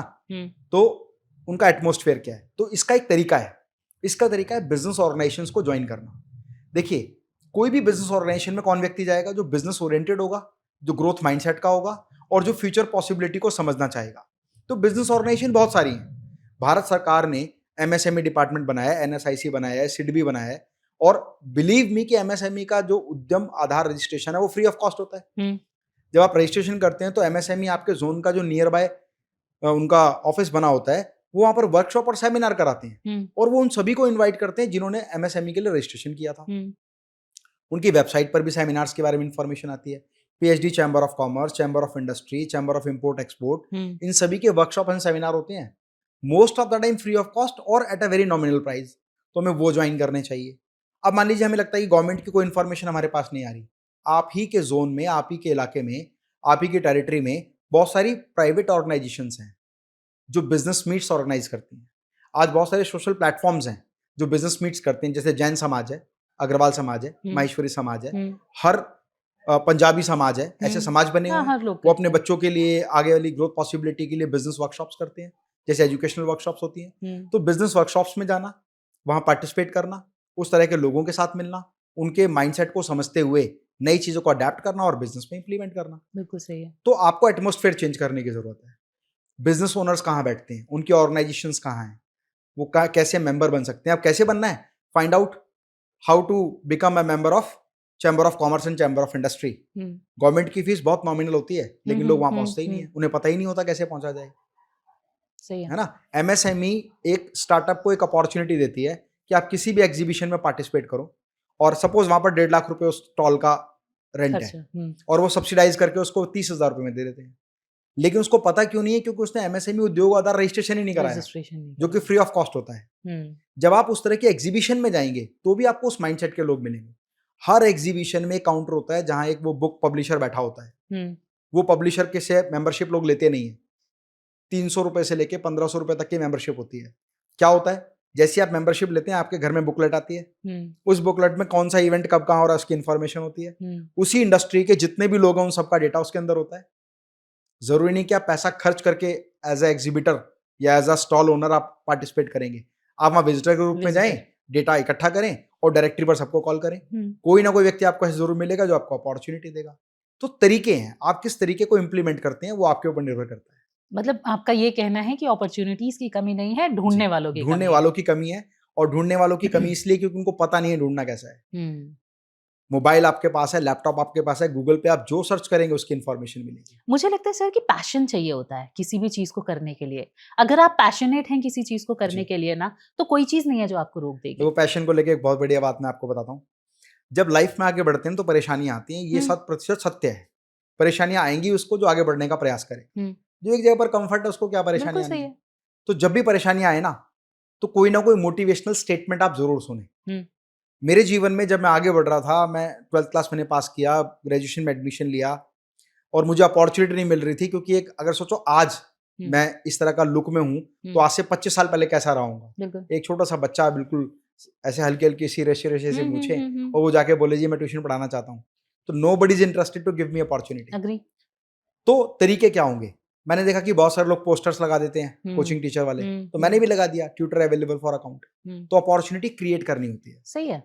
लेकिन जब आप ट्रायल करते रहते हैं तो आपको रिजल्ट मिलता है। तब मैंने एक कविता लिखी छोटी सी कि हर रात ख्वाबों में सपनों के बहकावों में जुड़ जाते वो अरमान मेरे जो दिन में टूटा करते हैं। अरमान कब देखते हैं? हम जब सोते हैं, सोचते हैं, सपने देखते हैं, बिल्कुल सही। और दिन में जब इंप्लीमेंट करते हैं वो टूट जाते हैं। हम्म, तो हर रात ख्वाबों में सपनों के बहकावों में जुड़ जाते वो अरमान मेरे जो दिन में टूटा करते हैं। उस चंद घड़ी के सहारे से जीता हूं दिन के उजियारों में, और सपनों की बात किया करता हूं हर सड़क गली चौबारों में। आंसू तो मेरे सूख चुके, वे प्रपोजल मेरा इतनी बार रिजेक्ट हुआ है कि पहली बार रोया, दूसरी बार कम, तीसरी बार और कम, एक समय ऐसा है रोना ही खत्म हो गया। सही है। कि आंसू तो मेरे सूख चुके, हंसने की चाहत गई नहीं, हर राह भटक कर कहती है तेरी हस्ती है कहीं नहीं। पर सपनों का मालिक दिल, अरमानों का मालिक दिल, कहता है मत रो ए नादा मन, मंजिल तुझसे है दूर सही पर तू मंजिल से दूर नहीं। जब मंजिल वो मिल जाएगी ये दुनिया जश्न मनाएगी, आकाश पे होंगे कदम तेरे, शोहरत तुझको मिल जाएगी। हर रात ख्वाबों में सपनों के बहकावों में जुड़ जाते वो अरमान मेरे जो दिन में टूटा करते।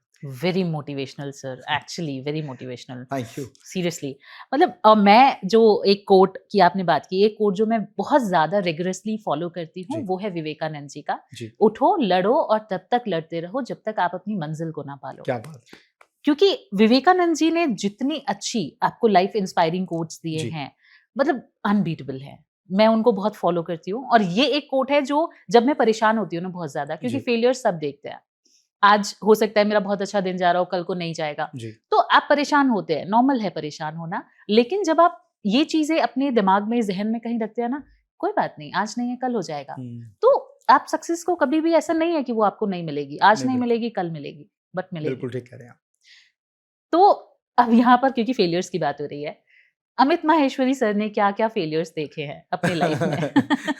वो कौन सा एक फेलियर था जिसने आज आपको द अमित माहेश्वरी बना दिया? देखिए, जब भी मैं पॉडकास्ट में या किसी भी इवेंट में जाता हूँ, लोग ये पूछते हैं कि सफलता कैसे हासिल की।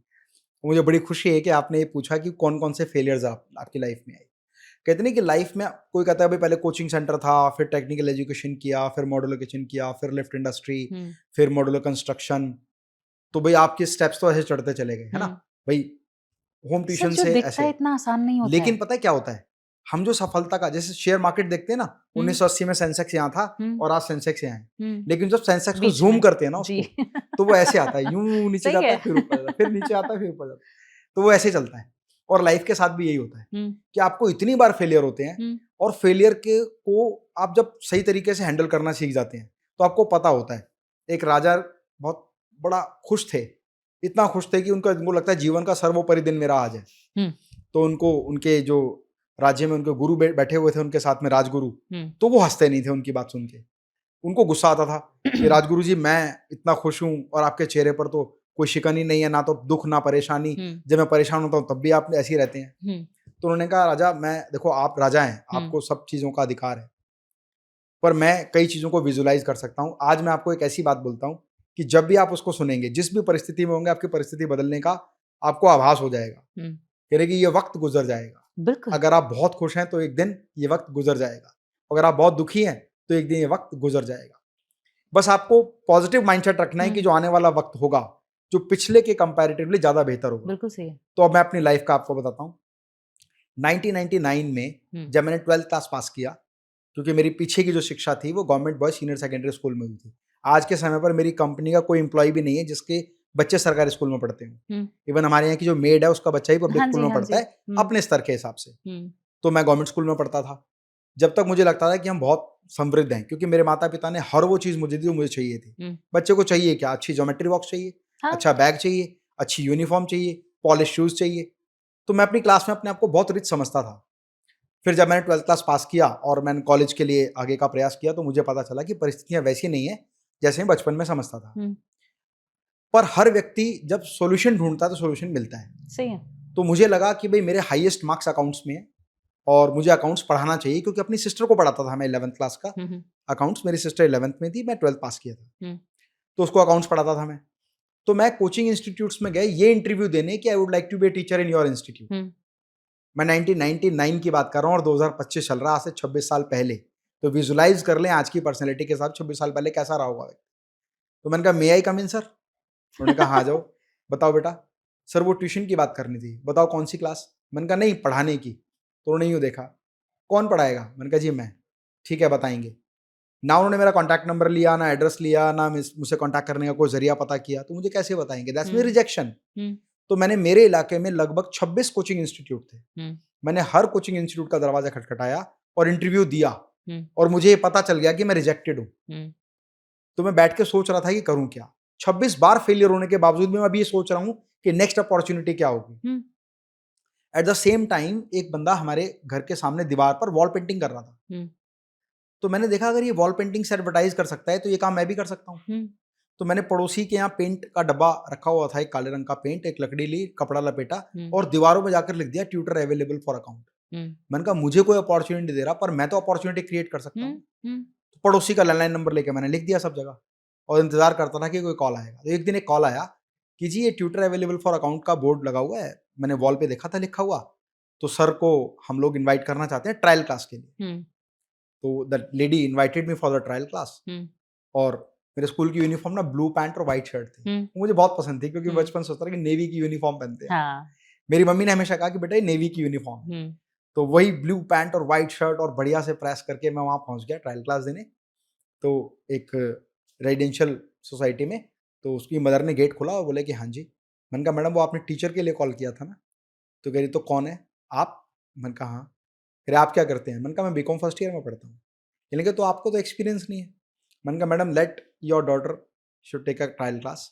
तो मैं गया, मैंने ट्रायल क्लास दिया, लेकिन मेरे अंदर ना एक एग्रेसिवनेस ये थी कि यार अगर आज मेरी ट्रायल क्लास फेल हो गई तो 27वां फेलियर होगा। सही है। लेकिन ये वो फेलियर होगा जो मैंने पहले 26 बार फेस किया है। अब यहाँ तो मुझे अपॉर्चुनिटी मिली है। तो मैंने उस लड़की को 1.5 चैप्टर पढ़ा दिया, जबकि एक ट्यूशन टीचर एक चैप्टर पढ़ाता है।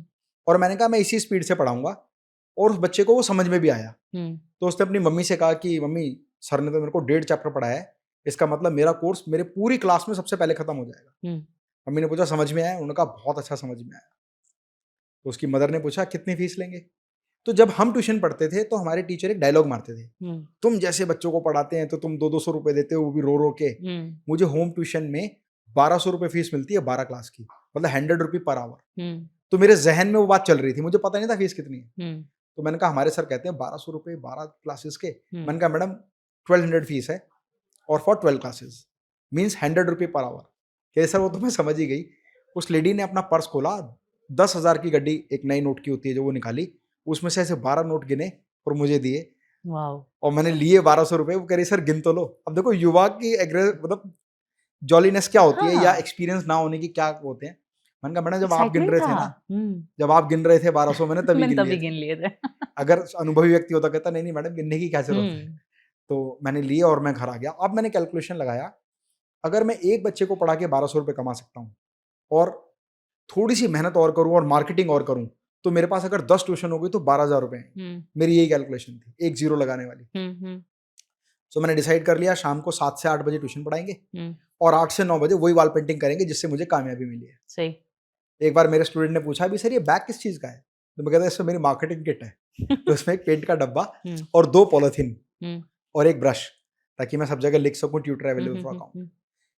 थोड़े ही दिन में मेरे पास 6-7 ट्यूशन हो गई। और फिर मुझे उन इंस्टीट्यूट्स ने कॉल किया जिन्होंने मुझे रिजेक्ट किया था, क्योंकि वो बच्चे होम ट्यूशन मेरे पास पढ़ते थे, बाकी सब्जेक्ट कोचिंग में पढ़ते थे।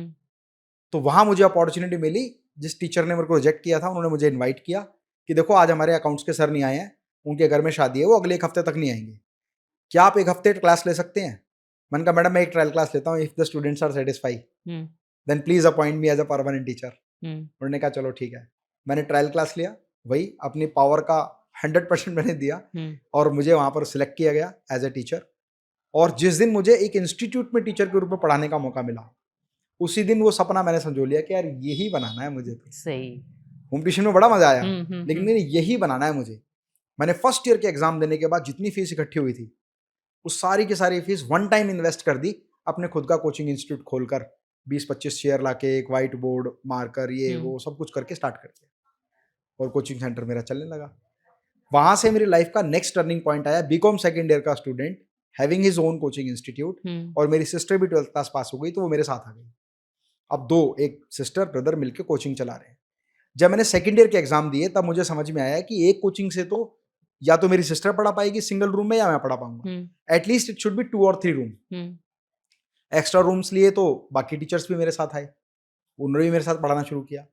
मुझे समझ में आया कि जब मैं पढ़ा रहा हूँ तो 100 रुपये में 100 रुपये कमा रहा हूँ, लेकिन मेरे अपॉइंटेड टीचर पढ़ा रहे हैं मेरे यहाँ, तो मैं उनके 100 रुपये में 10 रुपये कमा रहा हूँ, मतलब मेरी बिना इन्वॉल्वमेंट के। तो मुझे लगा कि पढ़ाने के साथ पढ़ाने का मैनेजमेंट भी करूँ। Then I started advertisement for all the subjects, Marwari costing, बुद्धि। Income tax, maths, economics, science, physics, chemistry, bio, जो मेरे सब्जेक्ट भी नहीं थे, उनके दोस्तों को इकट्ठा किया, कोचिंग सेंटर सेट किया। अब मुझे लगा अगर ये यूनिट कामयाब हो सकती है तो ये यूनिट तो मैंने जीरो से बनाई है ना, तो चलो इस इलाके को छोड़कर दूसरे जोन में जाके एक और यूनिट बनाते हैं और इस यूनिट को मेरी सिस्टर संभाल लेगी।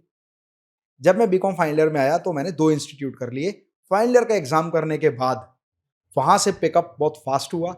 2001 आते आते we made 8 institutes in Delhi NCR. और हमेशा ना मुझे लगता है नई अपॉर्चुनिटी क्या होगी। कोचिंग इंस्टीट्यूट का एक ड्रॉबैक क्या है कि जब मार्च में एग्जाम हो जाते थे, अब तो खैर बच्चे पूरे साल ट्यूशन पढ़ते हैं, उस टाइम पे मार्च में एग्जाम हो गए, अप्रैल मई जून जुलाई खाली जाता रहा बिल्कुल। तब मुझे ड्रॉबैक पता चला कि कोचिंग इंडस्ट्री में 12 महीने में 8 महीने काम होता है। तो मुझे लगा 4 महीने में क्या अपॉर्चुनिटी क्रिएट करें। तो गवर्नमेंट ऑफ इंडिया का एक कोर्स आया था, मदरबोर्ड रिपेयरिंग ऑफ टीवी और लैपटॉप, कंप्यूटर का मदरबोर्ड रिपेयरिंग का कोर्स आया था, TRTC, tool room and training centre, Wazirpur industrial area में सेंटर था। मैं वहां गया, गवर्नमेंट की फीस मैंने जमा की, वहां से इलेक्ट्रॉनिक कंपोनेंट का मैंने कोर्स किया। उसी समय पर मोबाइल फोन कॉमन होने लग गए थे, so I decided to repair mobile phone. सिर्फ अंतर क्या है कि वो सर्किट इतना बड़ा है, मोबाइल का सर्किट बहुत छोटा है, मतलब नैनो पार्ट्स हो गए, लेकिन सेम सर्किट होता है। ठीक है। तो मैंने कई सारे मोबाइल खराब किए, उनका पूरा कोर्स डेवलप किया और अपने सेंटर पे ऑफ सीजन में, मतलब अप्रैल मई जून जुलाई, मोबाइल रिपेयरिंग कोर्स शुरू किया। बिलीव मी कि बीकॉम फाइनल ईयर आते आते मोबाइल रिपेयरिंग कोर्स ने मेरी लाइफ में नेक्स्ट टर्निंग पॉइंट लेके आया। ट्यूशन फीस 200, 500, 1000, 2000 होती है, मेरे मोबाइल रिपेयरिंग कोर्स की फीस थी 30,000 रुपये, and there was a one batch of 40 student. तो इतने बड़े बड़े बैचेस बनने लगे। वहां से टर्निंग पॉइंट आया क्योंकि मुझे 8 सेंटर थे, मैंने सभी में वो कोर्स शुरू किया, पंजाब केसरी, दैनिक जागरण, अमर उजाला, नवभारत टाइम्स, संध्या टाइम। तो अपने जो वीक पॉइंट है मैंने उसको स्ट्रेंथ बनाया। वहां से मेरी लाइफ में टर्निंग पॉइंट आया कि लोग मुझे फ्रेंचाइजी के लिए कॉन्टैक्ट करने लगे। अभी तक मैं 200, 300, 500 फीस लेके खुश होता था, फिर मुझे 30,000 फीस लेने में मजा आने लगा, फिर मुझे फ्रेंचाइजी फीस 2.5 लाख रुपए अपना नाम देकर फ्रेंचाइजी सेंटर देने में मजा आने लगा। 2009 आते आते पूरे इंडिया में 48 ब्रांचेस ऑफ ज्ञान इंस्टीट्यूट ऑफ मोबाइल रिपेयरिंग हमने डेवलप की। और टर्निंग पॉइंट क्या होता है, धीरे धीरे करके उस टाइम पे माइक्रोमैक्स मोबाइल फोन आ गया, तो इंडस्ट्री डाउन जाने लगी, डाउनफॉल में आ गई इंडस्ट्री। यहां एक बहुत बड़ी लर्निंग मैं देता हूं। सबसे पहले ये सोचो कि जो बिजनेस मॉडल आपने बनाया है उसका रिप्लिका कैसे किया जा सकता है, चाहे वो डीलर हो, डिस्ट्रीब्यूटर हो, फ्रेंचाइजी हो या नया बिजनेस सेटअप हो, मल्टीपल यूनिट्स हो। दूसरी लर्निंग, आप ये आइडेंटिफाई करो कि कौन सा ऐसा नया प्रोडक्ट है जो इंडस्ट्री में बूम करेगा, जैसे ट्यूशन से टेक्निकल एजुकेशन। फिर कोई कौन सी ऐसी चीज है जो आगे जाके डिक्लाइन हो जाएगी इंडस्ट्री। 2009-7 से लेके 9 के बीच में ना चाइनीज मोबाइल फोन आने लग गए और इंडस्ट्री नीचे जाने लग गई।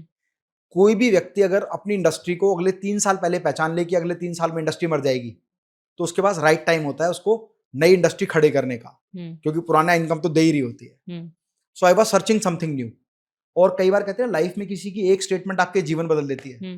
तो मेरे एक फ्रेंड थे, उनके father PhD chamber of commerce के मेंबर बने और वो इलेक्शन लड़ना चाहते थे, and for the winning of election more votes are required. तो उन्होंने मुझसे कांटेक्ट किया कि भाई मैं आपको ना PhD चैम्बर ऑफ कॉमर्स का मेंबर बनाना चाहता हूँ।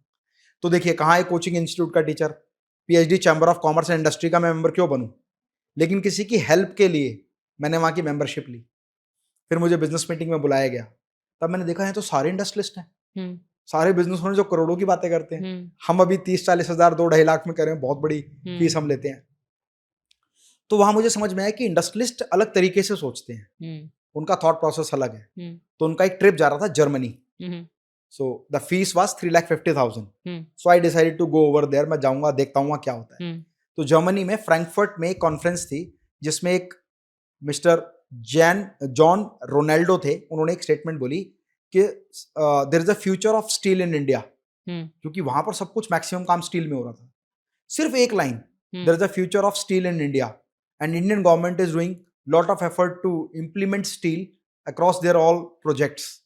फिर जब मैं आया ना, मुझे स्टील दिखाई देने लगा, यार अच्छा ये मेट्रो में स्टील का काम हो रहा है, अच्छा ये रेलिंग स्टील में बन रही है, पहले लोहे में बनती थी. Now I was keen to learn about steel industry. कहते हैं ना, आप जो आप सोचते हैं वैसे लोग आपको मिलते हैं. फिर जहां भी स्टील वर्ड आता है ना, मैं वहां घुस जाता कि यहाँ क्या है यार देखो. तो फिर मैंने स्टील इंडस्ट्री में काम करने के लिए लगभग 1.5 साल अपना इन्वेस्ट किया और स्टील इंडस्ट्री के टॉप मोस्ट प्रोडक्ट को स्टडी किया, और जितनी चीजें मेरे पास थी ना उसको एक साथ दाव पे लगाकर मैंने स्टील का सेटअप लगाया, स्टेनलेस स्टील मॉड्यूलर किचन की मैन्युफैक्चरिंग का. क्योंकि टेक्निकल एजुकेशन डाउन जा रहा था और उसको मरने में 3 साल का समय था, तो मेरे पास 3 साल का समय था नई इंडस्ट्री खड़ी करने का. धीरे धीरे करते करते 2012 में स्टेनलेस स्टील मॉड्यूलर किचन का मैंने फर्स्ट शोरूम बनाया, प्रोडक्शन यूनिट बनाया. और आपका पास्ट एक्सपीरियंस हमेशा आपको फ्यूचर में सपोर्ट करता है. क्योंकि मुझे पता था कि नंबर ऑफ फ्रेंचाइजी और इंस्टीट्यूट कैसे बनाते हैं, बिजनेस एसोसिएशन कैसे करते हैं, बिजनेस का एक्सपेंशन कैसे करते हैं, वो सारा एक्सपीरियंस उठा के मैंने मॉड्यूलर किचन इंडस्ट्री में लगा दिया. तो मॉड्यूलर किचन इंडस्ट्री में कोई टीचर तो था ही नहीं, सारे मॉड्यूलर किचन वाले ही थे. तो टीचिंग इंडस्ट्री का एक्सपीरियंस मैंने उसमें लगाया और एक्सपेंशन करना शुरू कर दिया. Over the period of 2 years we made a public limited company, Metas overseas limited. Great. और हमें ये पता था कि अगर एक्सपेंशन करना है और बड़ा कुछ करना है तो आपके पास फंड्स चाहिए. और एक बड़ी प्यारी स्टेटमेंट पढ़ी थी मैंने कि दुनिया में अपार धन है. कहते हैं ना कि खजाना भरा पड़ा है, पर धन किसने बनाया है? धन मनुष्य ने बनाया है. तो इसका मतलब अपार धन किसके पास है? मनुष्य के पास है, मानव के पास है. इसका मतलब आपको अगर पैसा चाहिए तो किससे लेना होगा? लोगों से लेना होगा. इसका मतलब आपको लोगों को हैंडलिंग स्किल और उनसे नेटवर्किंग स्किल आनी चाहिए. तो ये स्टेटमेंट ने मेरे को एक नया ट्रांसफॉर्मेशन दिया कि मैंने इन्वेस्टर्स मीट करना शुरू किया अपनी खुद की, कि भाई मेरे पास ये प्रोजेक्ट है, मैंने इतना सेटअप बना दिया, ये मेरी पास्ट परफॉर्मेंस है और फ्यूचर में मैं ये करना चाहता हूँ, मैं बड़ी इंडस्ट्री लगाना चाहता हूँ, मुझे इन्वेस्टर्स चाहिए.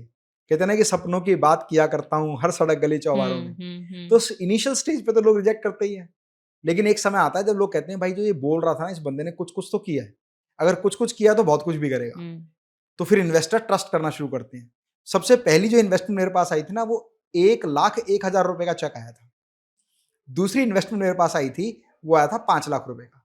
तीसरी इन्वेस्टमेंट मेरे पास आई थी वो आई थी 25 लाख रुपए की. फिर मेरे पास जो इन्वेस्टमेंट आई वो आई 1,50,00,000 रुपए की. फिर मेरे पास इन्वेस्टमेंट आई 3.5 करोड़ की. आज मेरी कंपनी का वैल्यूएशन 250 करोड़ रुपए पार कर गया है. और जो बात मैं बोल रहा हूँ, it's a public limited company. You may search on corporate, आप देख सकते हैं गूगल पे, आप सर्च कर लो market capitalization of Metas overseas Limited. और उस पैसे का सही तरीके से इन्वेस्टमेंट करना ये बड़ा इंपॉर्टेंट है. हाँ. स्टार्टअप के साथ प्रॉब्लम क्या होती है? फंड्स आते हैं, वो उसको अलग तरीके से यूटिलाइज कर देते हैं. तो प्रॉब्लम्स आई मेरे साथ में, जहां जहां प्रॉब्लम आई उस प्रॉब्लम से सॉल्यूशन को ढूंढना शुरू किया और नेक्स्ट क्या हो सकता है इस पर फोकस करना शुरू किया. प्रॉब्लम क्या आई कि रिसेशन आता है इंडस्ट्री में, जो मैं पहले साल में ही कोचिंग इंस्टीट्यूट में समझ गया. प्रॉब्लम क्या है, जब एक्सपेंशन करते हैं तो एक समय आता है जब इंडस्ट्री ऑब्सोलेट हो जाती है.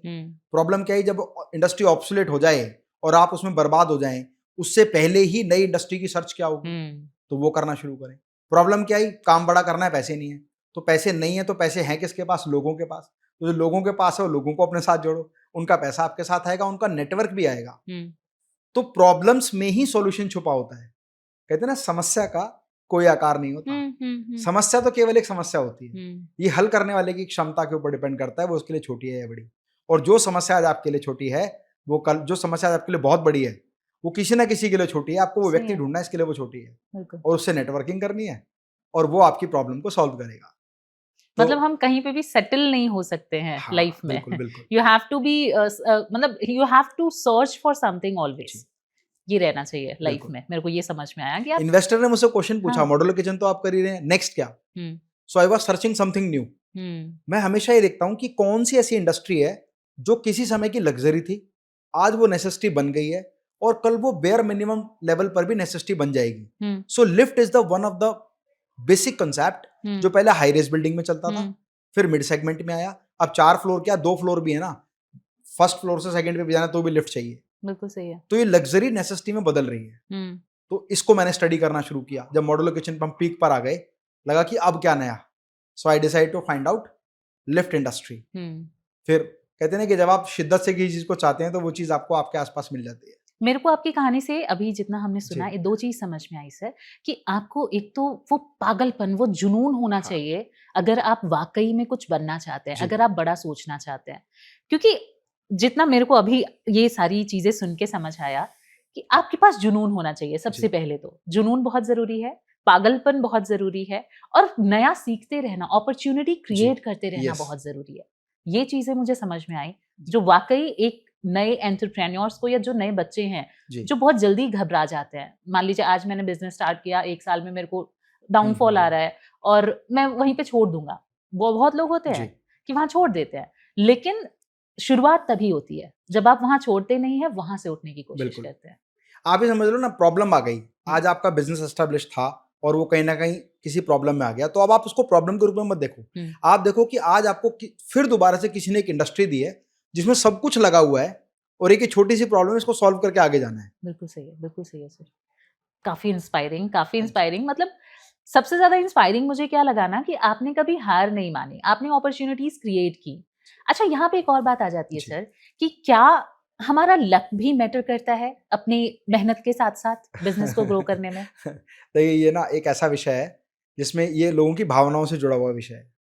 इस पे किसी भी तरह का कमेंट करना गलत है, पर मैं ये मानता हूँ, मेरा मानना ये है कि लक काम करता है, लेकिन लक चाबी का आधा हिस्सा है। हुँ, वो आधा हिस्सा, बाकी आधा हिस्सा आपका कर्म। जब कर्म का हिस्सा और लक का हिस्सा आपस में मिलता है, तब एक चाबी बनती है। हुँ, तो आप आधे हिस्से पर काम करो, वो आधे हिस्से की चाबी आपको मिलेगी। हुँ, आपको किस्मत में हर वो चीज़ मिलेगी जो आप पाना चाहते हैं। ईश्वर ने हर वो चीज़ आपकी किस्मत में लिखी हुई है, जिसके लिए आपने मेहनत करना शुरू किया है। मेहनत लगातार करते रहो, राइट डायरेक्शन में करते रहो और हमेशा ईश्वर ने जो भी दिया है ना, उसका शुक्रिया अदा करते रहो। हुँ, मैंने रोया नहीं मैं कि यार ये क्या हो गया कि हुँ, मोबाइल इंडस्ट्री तो डिक्लाइन जा रही है। मैं कहता हूँ ईश्वर ने बहुत अच्छी अपॉर्च्युनिटी दी कि होम ट्यूशन से कोचिंग में लेके आए। हुँ, कोचिंग से कोचिंग का एक्सपेंशन हुआ। हुँ, एक्सपेंशन से हम लोग मॉड्यूलर किचन में आए। हुँ, तो हमेशा ईश्वर के प्रति ना कृतज्ञ रहें कि आप धन्यवाद करते रहें कि जो दिया है ना वो सबसे बेस्ट है। हुँ, और एक बड़ी प्यारी सी लाइन थी कि एक व्यक्ति कहता है कि अरे महाराज मेरा हाथ देख के बताओ, कह रहे बच्चा आज तो तुझे बहुत ऊपर होना चाहिए था, हुँ, है ना? आज तो तेरे साथ जीवन में बहुत कुछ अच्छा होने वाला होता है, पर तेरा कोई ना कोई उसको खराब कर देता है, हुँ, या जो तू डिज़र्व करता है उतना तेरे को मिला नहीं है। हुँ, तो दूसरे एक महाराज ने कहा कि आज आप सटीक वहीं हो हुँ, जहाँ आपको होना चाहिए था और जो आपकी काबिलियत है। ना उससे 1 इंच आगे, ना 1 इंच पीछे। इसके अलावा जितनी भी बातें हैं वो सारा आपका भ्रम है। और अगर आपको आगे होना चाहिए था, तो आपको वो चीज़ ढूँढनी चाहिए थी जिससे आगे होना चाहिए था। बिल्कुल सही है। तो इसीलिए नई चीज़ों पर काम करना शुरू करें, प्रॉब्लम्स को आइडेंटिफ़ाई करें, ग्रोथ पॉसिबिलिटी पर काम करें हुँ। और आगे बढ़ें। हाँ, मतलब यहाँ पे मेरे को बस एक चीज़ वही जो बोला कि आपको यहाँ नहीं होना चाहिए था, यहाँ होना चाहिए था, उसके लिए भी कर्म ज़रूरी है। हाँ, सामने मेरे ये कप रखा हुआ है, अगर जी, मैं इसको उठा के नहीं पीऊँगी, तो वो तो बिल्कुल। मेरे मतलब कैसे वो अपने आप थोड़ी ना जी, आ जाएगा कि भाई अपने आप तुमने पी लिया। वो है ना तो ये तो संस्कृत में, बहुत बेसिक सी चीज़ है। उद्यमेन हि सिद्ध्यन्ति कार्याणि न मनोरथ, नाहि हुँ, सुप्तस्य सिंहस्य प्रविशन्ति मुखे मृगा। सोए हुए शेर के मुँह में हिरन अपने आप प्रवेश नहीं करता, नहीं उसके लिए करता। उसको मेहनत करनी पड़ती बिल्कुल है। सही बात है। तो ये चीज़ तो है। अच्छा सर यहाँ पे एक और सवाल मेरा आ रहा है, जी, हमने बात की अभी सब स्टार्टअप्स की बात कर रहे थे, फेलियर्स की बात अभी हमने की। आपने मेरे से कहा कि आपने फेलियर के बारे में ही क्यों पूछा? जी, मैंने फेलियर के बारे में इसलिए पूछा क्योंकि लोग जो है ना, जब आप सक्सेसफुल हैं, जी, आपको सब पूछते हैं। जी, लेकिन जो स्ट्रगल आपने की है लाइफ हुँ, में, वो सक्सेस वाली सीढ़ी पे पहुँचने के लिए, उसकी बात कोई नहीं करता है। जी, आप सक्सेस मतलब आप किसी से सलाह लेने जाएँगे तो आप जाएँगे एक सक्सेसफुल इंसान के पास कि अरे जी, सर मैं क्या कर लूँ? लेकिन क्या आपको लगता है कि जो फेलियर्स हैं, जिन्होंने अपनी लाइफ में फेल्योर्स देखे हैं, जी। वो लोग भी आपको बहुत कुछ सिखा सकते हाँ, हैं? बिल्कुल। लाइफ़ में हर स्टेप पर हर तरह के व्यक्ति की ज़रूरत पड़ती है ना? तो जो सफल हैं, वो सफलता के सिद्धांत बताते हैं। जो फेल हो गए अनुभव करके, वो ये बताते हैं कि ये चीज़ें मत करना, मैं इनसे फेल हो हुँ, गया। हुँ, बशर्ते कि आप पॉज़िटिवली उसको लर्निंग के रूप में लें। हुँ, जब आप उसको लर्निंग के रूप में लेते हैं ना, तो पता चलता है कि yes, he is a right person hmm, who told me कि मुझे क्या-क्या नहीं करना चाहिए, क्या करना चाहिए तो सब बता देते हैं। क्या-क्या नहीं करना, एक फेलियर व्यक्ति बता पाता है। या उसके फेलियर से हम सीख सकते हैं। हुँ। तो वो भी बहुत ज़रूरी है। बिल्कुल सही है। सर यहाँ पे ओवरनाइट सक्सेस की हम बात करते हैं। ओवरनाइट सक्सेस क्या वाक़ई होता है या एक हाँ, मिथ होता है? है, होता है। कैसे? मैं बताता हूँ, ओवरनाइट सक्सेस का मतलब होता है कि अचानक आप आपको दिखा हुँ, कि ये व्यक्ति इस बिज़नेस के इस टॉप लेवल पर आकर खड़ा हो गया।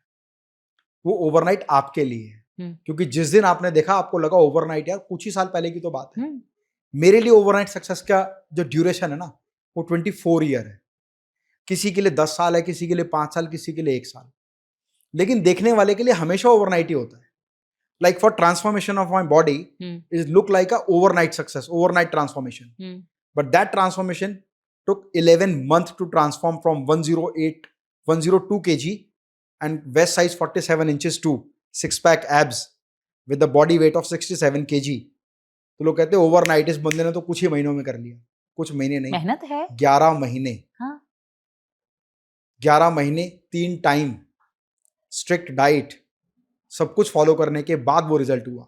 एक बड़ी प्यारी, सबने सुनी है वो कहानी कि बाज की उम्र जब 40 वर्ष हो जाती है, उसके पंख भारी, चोंच मुड़ी हुई और पंजों की पकड़ कमजोर हो जाती है।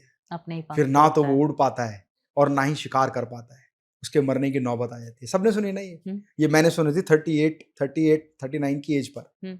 और मुझे लगा बाज जैसा एक पक्षी इतना बुद्धिजीवी हो सकता है कि जो अपनी लाइफ को ट्रांसफॉर्म कर सकता है। और मैं खुद 102 किलो का, 47 इंच की कमर, इतना भारी शरीर। आपकी एक फ्रेंड है स्वाति जी, स्वाति जी आपकी एक फ्रेंड है, स्वाति मेडिसिटी करके वो ऑर्गेनाइजेशन चलाती हैं, स्वाति हेल्थ सॉल्यूशन, कुसुम जी। आप 2016 का उनसे वीडियो मांगना कि अमित माहेश्वरी जी आपके सेमिनार करने आए थे आपकी कंपनी में, उनका 2016 का, फिर 2017 का वीडियो मांगना, फिर पूछना 2018 में आए तो क्या वो वही व्यक्ति था जिस व्यक्ति से आपने पहला सेमिनार बात हो चुकी है। So it was a she told me about that beyond imagination transformation. तो मैंने वो बाज की बात को ना समझा कि अब वो समय आ गया है जब ये भारी शरीर त्याग देना है, जब ये ओवरवेट खत्म कर देना है। क्योंकि एक समय पर ना आप सब कुछ बना लेंगे, व्यवस्था, आपका व्यापार अच्छा है, आपका नेटवर्क अच्छा है, आप पैसे में भी ठीक ठाक हैं, अपनी जरूरतों को पूरा कर पा रहे हैं, सामाजिक रुतबा भी सब कुछ अच्छा है, पर वो शरीर नहीं बचा जिसकी वजह से जिससे आपने वो सब कुछ किया था। अब मन करता है ये आत्मा एक ऐसे शरीर में चली जाए जो 24-25 साल के लड़के की हो और सब कुछ हो, इतना पैसा, घर, गाड़ी, रुतबा, समाज, सब कुछ हो हमारे साथ।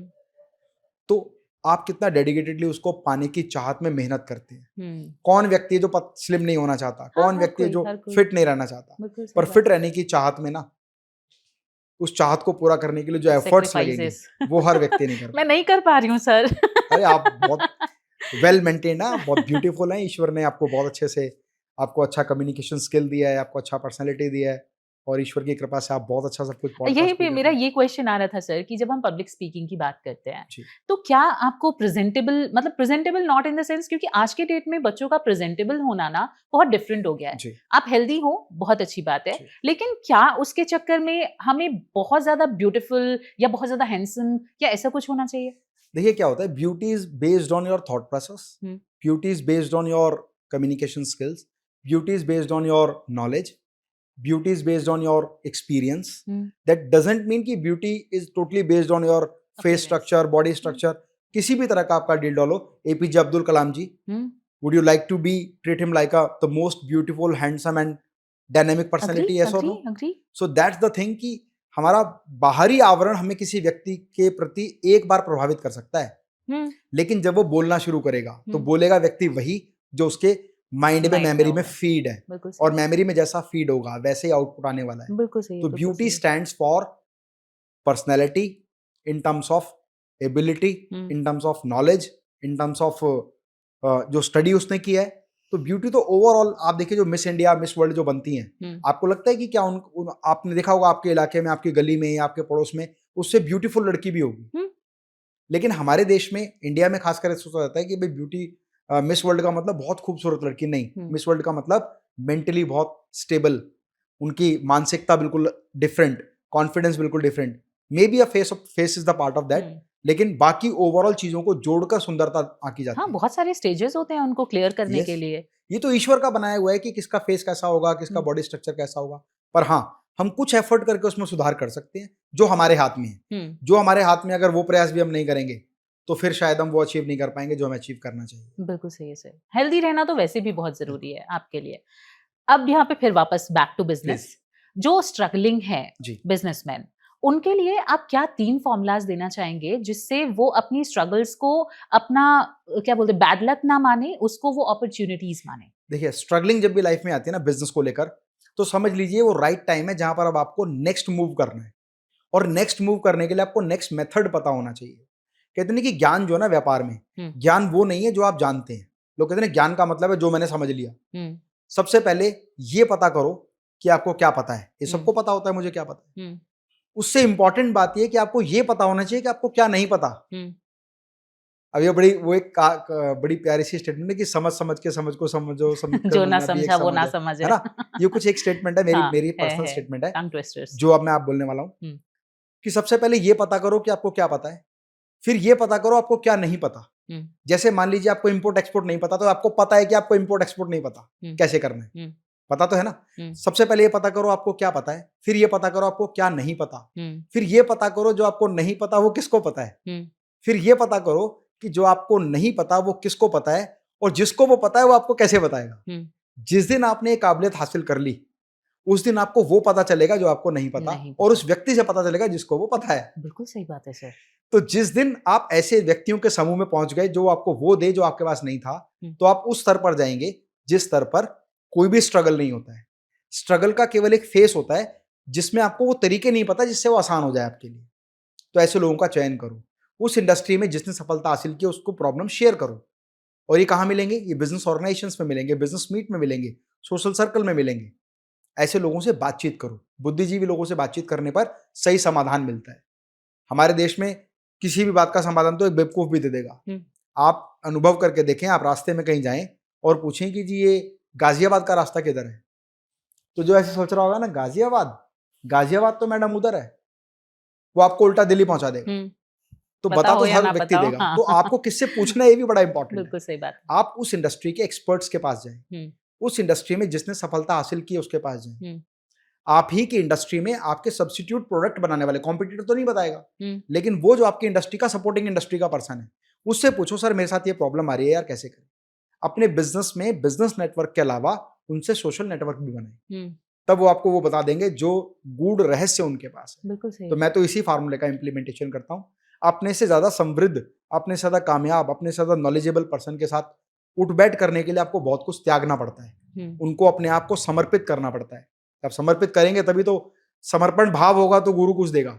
तो ऐसे व्यक्ति को गुरु के रूप में उनका सम्मान करके, उनका मान करके, उनकी किसी बात को वैल्यू करके उनसे संबंध डेवलप करो और सॉल्यूशन लो। अच्छा, एक और मिथ है बच्चों में कि अगर आप बिजनेस फैमिली से हैं ऑलरेडी तभी आप एक अच्छे बिजनेसमैन बन सकते हैं। नहीं, ये बहुत बड़ा मिथ है। इस बात से कोई फर्क नहीं पड़ता कि आपके परिवार में कोई व्यक्ति बिजनेस में था या नहीं। फर्क इस बात से पड़ता है कि आप जो करना चाहते हैं उसके लिए राइट लोग आपके पास हैं या नहीं, राइट लोग तक पहुंचने के लिए सही नेटवर्क आपने अपनाया या नहीं। हमारी फैमिली में मैंने जिस इंडस्ट्री पे काम किया, आज मुझसे जब लोग मिलते हैं तो पूछते हैं कि आपके पेरेंट्स का बिजनेस होगा, आपके फादर के साइन का होगा, उसका आकार देखकर। ऐसा नहीं कि मैं कोई बहुत बड़ी मैंने अचीवमेंट कर दी, पर जो अचीवमेंट किया उसके आकार को देखकर कहते हैं अच्छा आप में पेरेंट्स का बिजनेस होगा। तो मैं कहता हूँ है तो उनके आशीर्वाद से ही, पर ये फर्स्ट जनरेशन बिजनेस है। तो फर्स्ट जनरेशन बिजनेस करने के लिए जरूरी नहीं कि पास्ट परफॉर्मेंस बिजनेस की हो। आप ऐसे ग्रुप में रहते हैं तो वैसी थॉट प्रोसेस आते हैं, वैसी नेटवर्क बनता है और वैसे आप आगे बढ़ते हैं। अच्छा सर, यहाँ पे बात आ जाती है फिर जो कि हमने बिल्कुल फर्स्ट जनरेशन की बात की, जीरो कैपिटल से आप अपने बिजनेस को कैसे बड़ा कर सकते हैं? ये बहुत अच्छा क्वेश्चन आपने पूछा है। देखिए जीरो कैपिटल से बिजनेस शुरू करने का राइट तरीका क्या है? आज ना इंफॉर्मेशन टेक्नोलॉजी का युग है। जरूरी नहीं कि आप पहले प्रोडक्शन करेंगे तब आप सेल करेंगे। चलो मान लेते हैं आपने पूरा करोड़ों रुपए लगा के फैक्ट्री बना ली, ठीक, प्रोडक्शन शुरू कर दिया और ये रेडी पीस आपका बन के आपके यहाँ तैयार हो गया। अब ये बना हुआ पीस आपके पास है जिसमें करोड़ों रुपया लगा हुआ है। अब आप क्या करेंगे? अब आप इसको बेचने के लिए मार्केट में जाएंगे, सेल्स करेंगे, सेल्स के लिए पिच करेंगे, है ना। अगर कुछ ऑर्डर आया तो सप्लाई करेंगे, है ना। तो इसका मतलब आपने बनाया या नहीं बनाया इससे फर्क नहीं पड़ता। आप मार्केट में जाएंगे, सेल्स करेंगे, सेल्स पे पिच करेंगे और ऑर्डर लेंगे। तो जो राइट बिजनेस माइंडसेट का पर्सन है वो पहले मार्केट में जाएगा, सेल्स के लिए पिच करेगा, उससे रिलेटेड कैटलॉग, ब्रोशर, डिजिटल सब कुछ बना के तैयार करेगा, सेल्स अचीव कर लेगा ऑर्डर, फिर उसके बाद प्रोडक्शन करने वाले व्यक्ति से वो माल बनवा लेगा। जितने भी प्रोडक्ट मेक टू ऑर्डर होते हैं वो प्रोडक्ट तो बने ही नहीं होते। हम मॉड्यूलर किचन बनाते हैं तो पहले किचन बना के थोड़ी रखते हैं, पहले हम सेल्स के लिए पिच करते हैं, कंज्यूमर हमसे 3D में डिजाइन बनवाता है और हमसे प्रोडक्ट बाय कर लेता है। जब वो हमें पैसे देता है फिर हम प्रोडक्शन करते हैं। अगर मान लो मेरे पास प्रोडक्शन यूनिट नहीं है तो पहले मैंने सेल कर दिया, ऑर्डर ले लिया, अब ये पैसे मैंने उसको दिए जो मैन्युफैक्चरिंग यूनिट चला रहा है। है।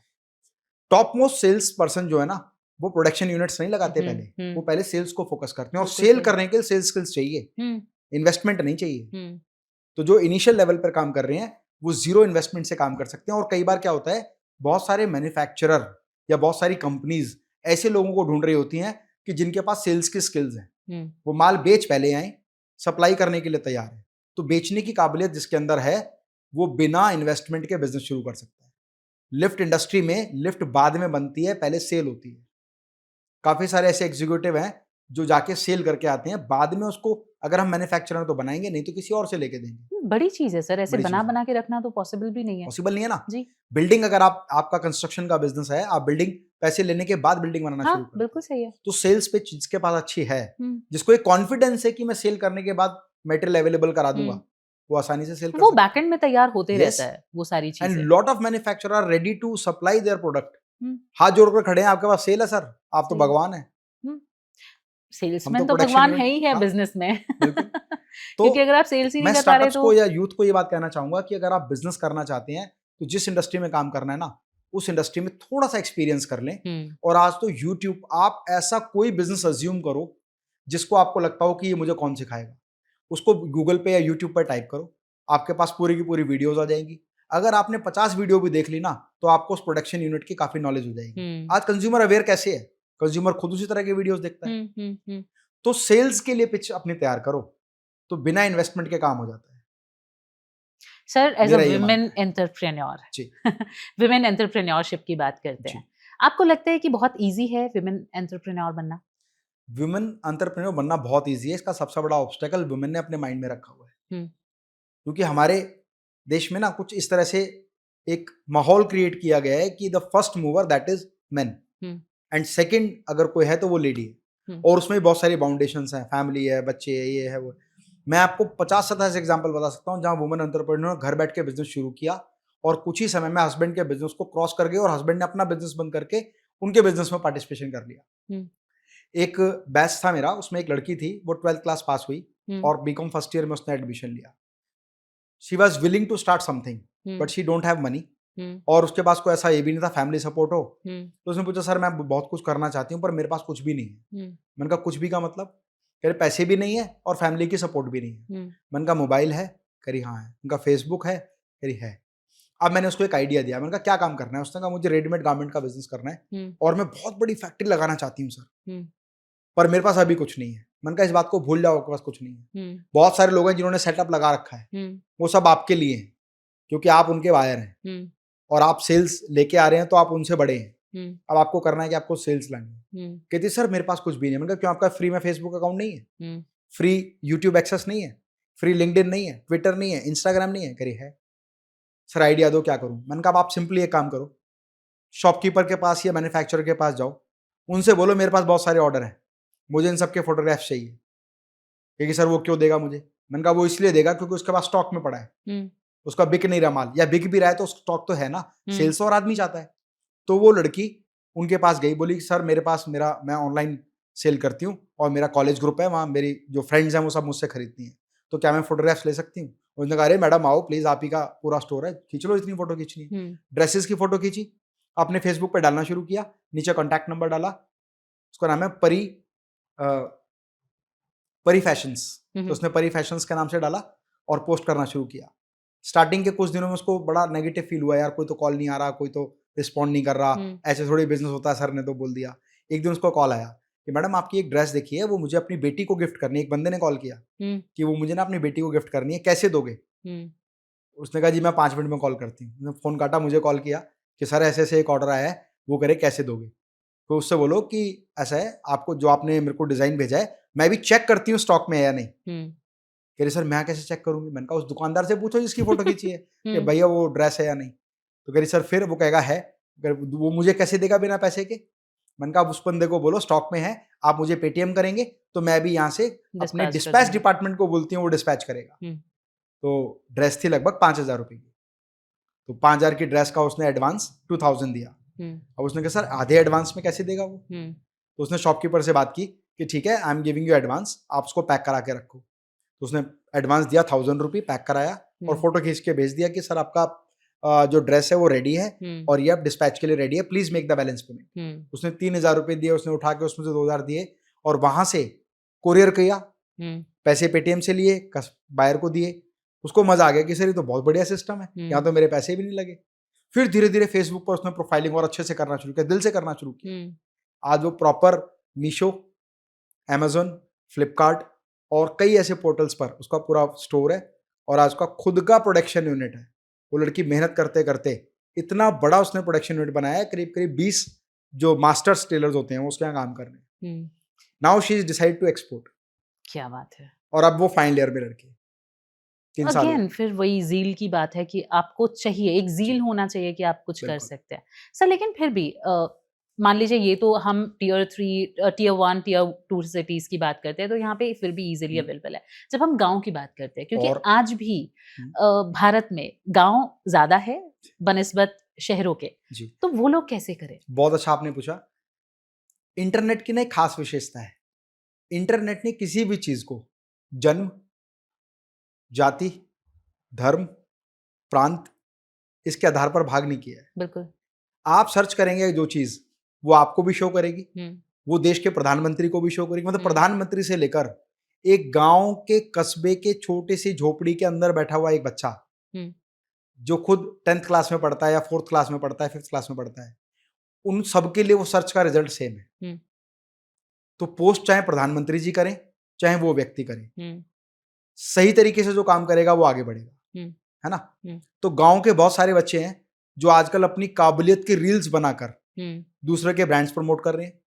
ये तो बात रही जब प्रमोशन दूसरे का कर रहे हैं। हुँ, जो लोग धान की खेती कर रहे हैं वो धान को एक्सपोर्ट भी कर रहे हैं। हुँ, अगर एक्सपोर्ट नहीं कर पा रहे हैं तो कम से कम शहरों तक भेजने का प्रयास कर रहे हैं। हुँ, अचार बनाना, छोटे छोटे जो कार्य होते हैं, हस्तशिल्प के कार्य हुँ, होते हैं, हुँ, वो लोग सोशल मीडिया के थ्रू एडवर्टाइज कर रहे हैं। हुँ, कई बार ऐसा होता है उनको कोई ना कोई एक ही बायर मिल जाता है, दिल्ली में बैठा हुआ एक एक्सपोर्टर है, वो कहता है कि इस तरह का कल्चरल मटेरियल मेरे को चाहिए। तो सोशल मीडिया प्लेटफॉर्म के जरिए आप किसी भी प्रांत पर, चाहे आप टियर 1 में बैठे हों, चाहे आप बिल्कुल रूरल के भी सबसे लोएस्ट एरिया में बैठे हों, हुँ, वहां भी आपको सेम अपॉर्चुनिटी मिलती है। सिर्फ और सिर्फ इस बात पर डिपेंड करता है आपने माइंडसेट बनाया है वो करने का या नहीं।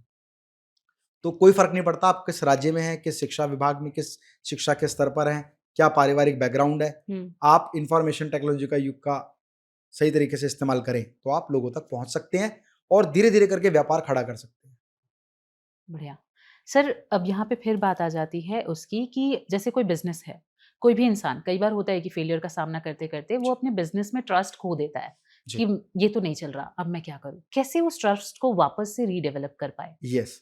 देखिए क्या होता है बिजनेस में ना, सबसे बड़ी प्रॉब्लम क्या है कि जब हम सक्सेस हासिल करने के लिए प्रयास कर रहे होते हैं, फॉर एग्जाम्पल सेल्स के लिए कर रहे हैं हुँ, और सेल्स का वो वॉल्यूम नहीं आ रहा जो आना चाहिए। हुँ, तो जब वॉल्यूम नहीं आएगा तो ऑपरेटिंग कॉस्ट कवर नहीं होगी, ऑपरेटिंग कॉस्ट कवर नहीं होगी तो लॉस होगा। तो यहाँ पर जरूरी नहीं है कि आपको इंडस्ट्री चेंज करनी है, सबसे पहले आपको आइडेंटिफाई करना है कि क्या सेम इंडस्ट्री में सभी लोग इस चीज को फेस कर रहे हैं या नहीं। अगर सभी लोग उस चीज को फेस कर रहे हैं, इसका मतलब वो इंडस्ट्री अपने सैचुरेशन पर है, वो नीचे जाएगी। हुँ, और अगर आप ही की इंडस्ट्री में बाकी लोग कामयाब हैं, आप नहीं कर पा रहे, हुँ, तो उनकी कामयाबी के पीछे क्या स्ट्रेटेजी है। हुँ, कहीं ऐसा तो नहीं कि वो आउट ऑफ द बॉक्स जाके किसी और नेटवर्क पर काम कर रहे हो। आपको तो लग रहा है ये रिटेल स्टोर है, लेकिन पीछे उसने पैकिंग डिपार्टमेंट बना रखा है और अमेज़न और फ्लिपकार्ट पर उसका खूब माल बिक रहा है। हुँ, कई बार ऐसा होता है हम ऑनलाइन कर रहे हैं, हम सोचते हैं हमारा तो ऑनलाइन बिक नहीं रहा, तो आपको ये आइडेंटिफाई करना है कि ऐसा नहीं कि वो पेड प्रमोशन ऐड चलाता हो। हुँ, मीन टू से आप ही की इंडस्ट्री में अगर बाकी लोग कामयाब हैं, तो आपको ये नहीं सोचना है कि मैं फेलियर हो रहा हूं तो इंडस्ट्री खराब हो गई। तो आपको ये आइडेंटिफाई करना है कि वो और कौन से तरीके हैं जिससे वो कामयाब है जो मुझे इंप्लीमेंट करने हैं। सही, फाइन। और बढ़िया। विदेश व्यापार करने के लिए आज के समय पर जरूरी नहीं आप विदेश जाएंगे तब विदेश व्यापार करेंगे। अगर आप मार्केटिंग फेसबुक के थ्रू करते हैं तो आप दिल्ली में बैठकर क्या, गांव में बैठकर भी अमेरिका में एडवर्टीजमेंट चला सकते हैं। बिल्कुल सही से। अच्छा एंटरप्रेन्योर्स के लिए जैसे हम डेली हैबिट की बड़ी बातें करते हैं कि जी। इतनी जल्दी उठो, ये उठो, वो उठो, क्या डेली हैबिट होनी चाहिए? देखिए डेली हैबिट का सबका अलग अलग फार्मूला है। हुँ, डेली हैबिट में सबसे पहला जो नियम है ना, हुँ, आपके व्यापारिक परिस्थितियां, अगर आप एक स्मॉल स्केल बिजनेस कर रहे हैं, देखिए hmm, there are different different type of businesses, कोई भी लेवल हो सकता है। मैं एक स्मॉल स्केल बिजनेस की बात करता हूं, तो वहां पर सबसे महत्वपूर्ण है आप अपने बिजनेस को कितना समय देते हैं। समय देने के साथ साथ आप उस समय को कैसे मैनेज करते हैं। जैसे आप सेल्स को कितना समय देते हैं, आप प्रोडक्शन को कितना समय देते हैं और फाइनेंस को कैसे मैनेज करते हैं। तो अपने दिनचर्या में ना अपने समय को 3 हिस्सों में बांट दो कि पहला हिस्सा है उसमें मैं वो काम करूंगा जिससे मुझे नया बिजनेस आना है, नए सेल्स पॉइंट क्या होंगे, नया टेरिटरी क्या होगा, नए क्लाइंट्स कहाँ से मैं ढूंढूंगा, try to find out something new. Second हो गया जो एग्जिस्टिंग है उसको बनाए रखना, और नंबर 3 हो गया कि अगर मेरी इंडस्ट्री की कोई प्रॉब्लम है उनको सॉल्व करना, प्लस अपनी टीम के साथ कोऑर्डिनेट करना और टीम को सही डायरेक्शन देना कि किस व्यक्ति का क्या काम है और कौन व्यक्ति किस काम को कितने समय में रिस्पॉन्ड करेगा। तो टाइम मैनेजमेंट करना बहुत जरूरी है, और अपने पूरे के पूरे बायर्स का और पूरे सप्लायर्स का और साथ में अपने क्लाइंट्स का राइट डेटा मैनेजमेंट और उनके साथ networking. Ask for the references. एक सबसे बड़ी कमी एक बिजनेस ओनर में होती है, वो कहते हैं माल अच्छा बनाते हैं अपने आप बिक जाता है। ऐसा नहीं है। आपके सेटिस्फाइड क्लाइंट्स में से भी केवल 5% क्लाइंट हैं जो आपको दोबारा रेफरेंस देते हैं। तो इसका मतलब क्या है? Ask for the reference. हर अपने सेटिस्फाइड क्लाइंट से बोलो कि सर मुझे आपसे 5 रेफरेंस चाहिए। जैसे आप किसी से बोलते हो ना 5 रेफरेंस चाहिए, तो उसकी गिनती एक पे नहीं अटकती। वो कहता है चलो एक तो रमेश हो गया, एक मुकेश को भी कर देता हूँ, एक दिनेश जी को बोल देता हूँ, एक शर्मा जी को बोल देता हूँ। तो ये मैं 5 मेरे, क्योंकि हर आदमी से पूछो आपका नेटवर्क इतना भी नहीं कि 5 लोग देख सकें, इनडायरेक्ट वे में। तो हर व्यक्ति आपको सपोर्ट करेगा बशर्ते आप सपोर्ट मांगे। प्रकृति का एक नियम है कि खटखटाएंगे तो जरूर खुलेगा और मांगेंगे तो जरूर मिलेगा। तो try to ask something from your existing client, और अगर किसी को प्रॉब्लम है उसकी प्रॉब्लम का सोल्यूशन करें। अब हमारा एक रैपिड फायर राउंड होता है SRT ओरिजिनल्स का जो हम खेलते हैं, तो शुरू करते हैं। बहुत छोटा सा है जी। पैसा या पैशन क्या जरूरी है अमित माहेश्वरी? पैशन से पैसा। क्या बात, ये होता है एक बिजनेसमैन वाला जवाब। स्टार्टअप या कॉर्पोरेट जॉब क्या प्रेफर करना चाहिए? Startup. Yes. Why so? Because of that कि आपने इंडस्ट्री में एक्सपीरियंस कर लिया, अब आपको काम करना है। देखिए जब तक आप शुरुआत नहीं करेंगे तब तक आप किसी लक्ष्य तक नहीं पहुंचेंगे, और जॉब करने से आपको एक्सपीरियंस तो मिल सकता है, पर जब भी आप करेंगे शुरुआत शून्य से ही करेंगे। तो इसीलिए मुझे ऐसा लगता है कि जो भी काम करना अपने स्टार्टअप से शुरू करना है, बट एक्सपीरियंस साथ साथ लेते रहना है। जैसे स्टार्टअप करना है पार्ट टाइम से शुरू करना है, फुल टाइम से नहीं। Startup with job. Motivational speaker या एक businessman? Both. Reason is being that businessman will tell you what to do and how to do, but the motivational speaker will motivate you. You have to do something. Agree. तो do something चाहिए। जब do something का जोश आएगा ना, तब वो something के बाद क्या करना है वो बताएगा जो बिजनेस ओनर है। बिल्कुल सही है। एक लाइन जो आप अपने 18-year-old वर्जन को कहना चाहेंगे आज? तो बहुत टिपिकल क्वेश्चन पूछ लिया आपने। 18-year-old वर्जन को मैं कहना चाहूंगा कि लगे रहो, सब कुछ मिलेगा। हिम्मत करने वाले की कभी हिम्मत करने वाले की जय होगी। सही बात है, बिल्कुल सही बात है। अच्छा सर, अब मैं अपने लिए पूछूंगी। Please. As a new podcaster मुझे क्या इम्प्रूव करना चाहिए to grow my business? Business related to your podcast और योर कंस्ट्रक्शन? No, podcast. देखिए, टू ग्रो योर चैनल आपको सबसे इंपॉर्टेंट बात है कि जो भी आप पॉडकास्ट कर रहे हैं और जिस गेस्ट के साथ आप कर रहे हैं, कई बार क्या होता है कि हम सोचते हैं गेस्ट अपने आप शेयर कर देगा। कई बार गेस्ट को नॉलेज नहीं होती कि उन्हें करना क्या है, तो अपने गेस्ट से एक कमिटमेंट ले कि sir you are going to share this podcast on your Facebook, LinkedIn, Twitter, Instagram और on your social media platform. Sir कोशिश हो तो व्हाट्सएप स्टेटस में जरूर लगाए। आस्क फॉर द रिजल्ट्स कि सर क्या मुझे आप कोई ऐसा रेफरेंस दे सकते हैं जिनका मैं पॉडकास्ट कर सकूं, उनकी प्रोफाइल के बारे में मुझे डिफाइन करें। प्लस अपने गेस्ट के साथ ना पॉडकास्ट हो जाने के बाद भी एक लॉन्ग टर्म रिलेशन बनाए रखें। सपोज अगर आपका रिलेशन है और उस पॉडकास्ट में आए हुए गेस्ट का कोई बड़ा इवेंट है, कोई चीज है, तो आपको इंट्रोड्यूस करेगा। मतलब कहते हैं ना कि सपनों की बात किया करता हूं हर सड़क गली चौबारों में। अपने लोगों को जो नेटवर्क में आपने जोड़ा है उनको आजीवन जोड़ के रखेंगे ना, तो आपको हमेशा फायदा होगा। मैंने कई बार ऐसा देखा कि पॉडकास्ट होता है और एक ही बार पॉडकास्ट हुआ था और पूरी जिंदगी कभी दोबारा मिले ही नहीं। तो आपको एक समय मिला है एक व्यक्ति के साथ जीवन में उनके अनुभव को जानने का और उनके अनुभव से अपनी लाइफ को आगे बढ़ाने के लिए क्या सपोर्ट लेने का। तो सपोर्ट लेना और देना ये बहुत अनिवार्य है। तो लोगों के साथ जुड़े जरूर रहे। बर्थडे विशेष हो गए, न्यू ईयर विश हो गया, मैरिज हैप्पी एनिवर्सरी विशेष हो गए, या किसी भी तरीके से बात कर लिया, तो कहीं ना कहीं जुड़ाव बना रहेगा। तो वो व्यक्ति भी अपना नेटवर्क आपके सामने खोलेगा। जब कोई भी व्यक्ति आपका नेटवर्क अपना खोल देते हैं, तब वो नेक्स्ट एक्सपोजर मिलता है हमें और ग्रोथ फास्ट होती है। एक रिव्यू जो आप देना चाहें अभी हमारे पॉडकास्ट में? You are a great communicator, you are a great personality, और जिस तरीके से आप बात करते हैं बहुत इंप्रेसिव है। मुझे लगा कि आपको एक बहुत अच्छा मोटिवेशनल स्पीकर आप बन सकते हैं। आपको you have to try for the motivational seminars and seriously? Workshops, the I way do you it. Communicate. आपकी शरण में आएँगे अब अरे हम। प्लीज प्लीज, आप बहुत अच्छी पर्सनैलिटी हैं और मैं ईश्वर से हमेशा ये कामना करता हूँ कि आप निरंतर प्रगति की ओर अग्रसर रहें। बहुत-बहुत शुक्रिया सर। जाते-जाते मैं चाहती हूँ कि हमारे व्यूअर्स को आप एक मैसेज दे के जाएँ कि कैसे वो लोग अपने लिए कुछ अच्छा कर सकते हैं?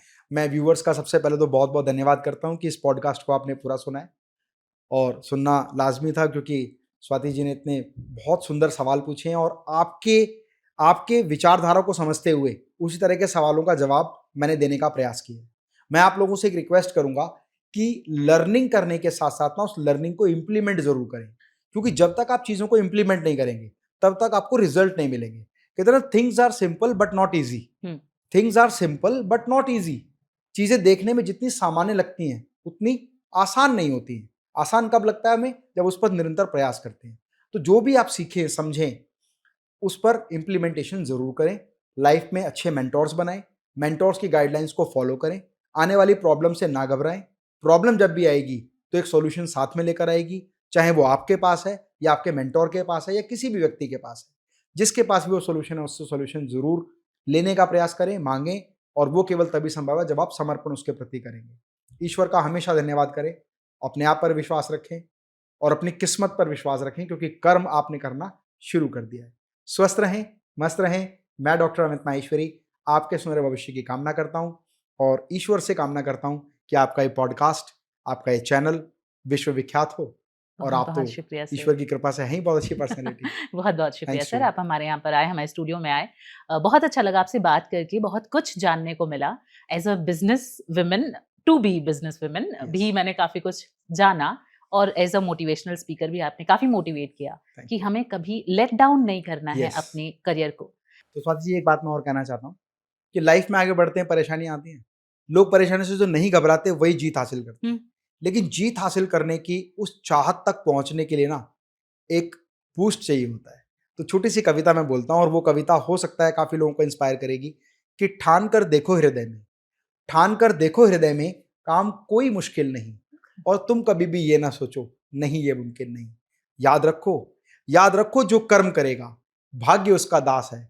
माँग मत ईश्वर से, तेरा भाग्य तेरे पास है। हुँ, और लक्ष्य ऊँचा साध लोगे, कहते हैं ना भगवान राम ने तीर चलाया था तो ऐसे चलाया था कि लक्ष्य ऊँचा साध लोगे तो तीर ऊँचा जाएगा, और कामना छोटी करोगे तो हाथ कुछ ना आएगा। ठान कर देखो हृदय में, काम कोई मुश्किल नहीं, और तुम कभी भी ये ना सोचो, नहीं ये मुमकिन नहीं। और कहते हैं ना आइडियाज़ तो इस ब्रह्मांड में तैरते हुँ, रहते हैं, हुँ। अगर आप नहीं करेंगे तो कोई और करेगा। याद रखो, तुमने सोचा ना किया तो कोई और कर जाएगा, और सपना ये मेरा ही था बस, मन में पछतावा रह जाएगा। इसलिए ठान कर देखो हृदय में, काम कोई मुश्किल नहीं, और तुम कभी भी ये ना सोचो, नहीं ये मुमकिन नहीं। Thank you, thanks.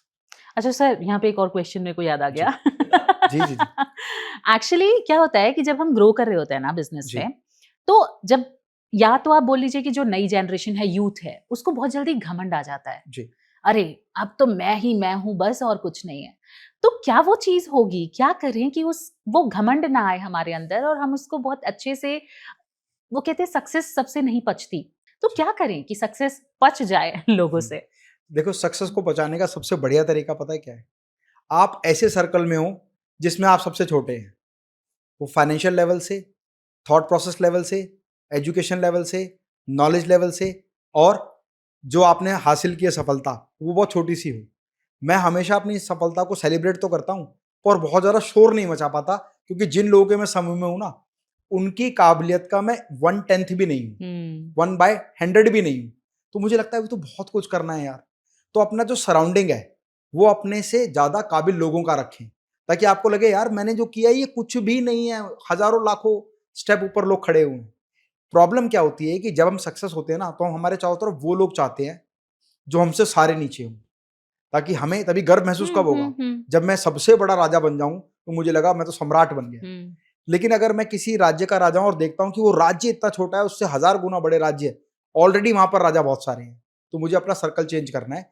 ऐसे सर्कल में रहना है जहाँ पर उस स्तर के लोगों में सबसे छोटा स्तर मेरा हो। मेरे साथ हमेशा सर्कल के वही सारे लोग हैं। इसीलिए मुझे कभी फील ही नहीं होता। मुझे लगता है कि यार अरे भाई साहब तो 1000 स्टेप ऊपर खड़ा है, उसको बताऊँगा तो शर्म और आएगी। हुँ। तो ये एक इम्पोर्टेंट बात है कि सर्कल हमेशा अपने से ऊपर के लोगों का रखें। Thank you sir, thank you. ये बहुत ज़रूरी हो जाता है आज के समय में। तो ये थे अमित माहेश्वरी जी, जिन्होंने ये कहा कि फुल स्टॉप नहीं होता है फेलियर, फेलियर हमेशा कॉमा होता है। उसके आगे आप 3 डॉट्स लगाएँ और आपकी लाइफ फिर से शुरू हो जाएगी और आपको यही ध्यान रखना है और अपने बिज़नेस को ग्रो करते रहना है, थक के बैठ नहीं जाना है। फिर मिलेंगे अगले एपिसोड में। ये था एसआरटी ओरिजिनल्स का एक बहुत ही इंस्पिरेशनल एपिसोड। आगे आप क्या चाहते हैं हमारे एपिसोड में या हमारे पॉडकास्ट में, ये भी हमें कमेंट सेक्शन में लिखिएगा। और डॉक्टर माहेश्वरी जी की कौन सी वो बात आपको सबसे अच्छी लगी, ये भी कमेंट में बताइए। और कौन से गेस्ट आप चाहते हैं जो मैं यहाँ लेके आऊँ, वो भी कमेंट सेक्शन में लिखिएगा। Thank you for watching.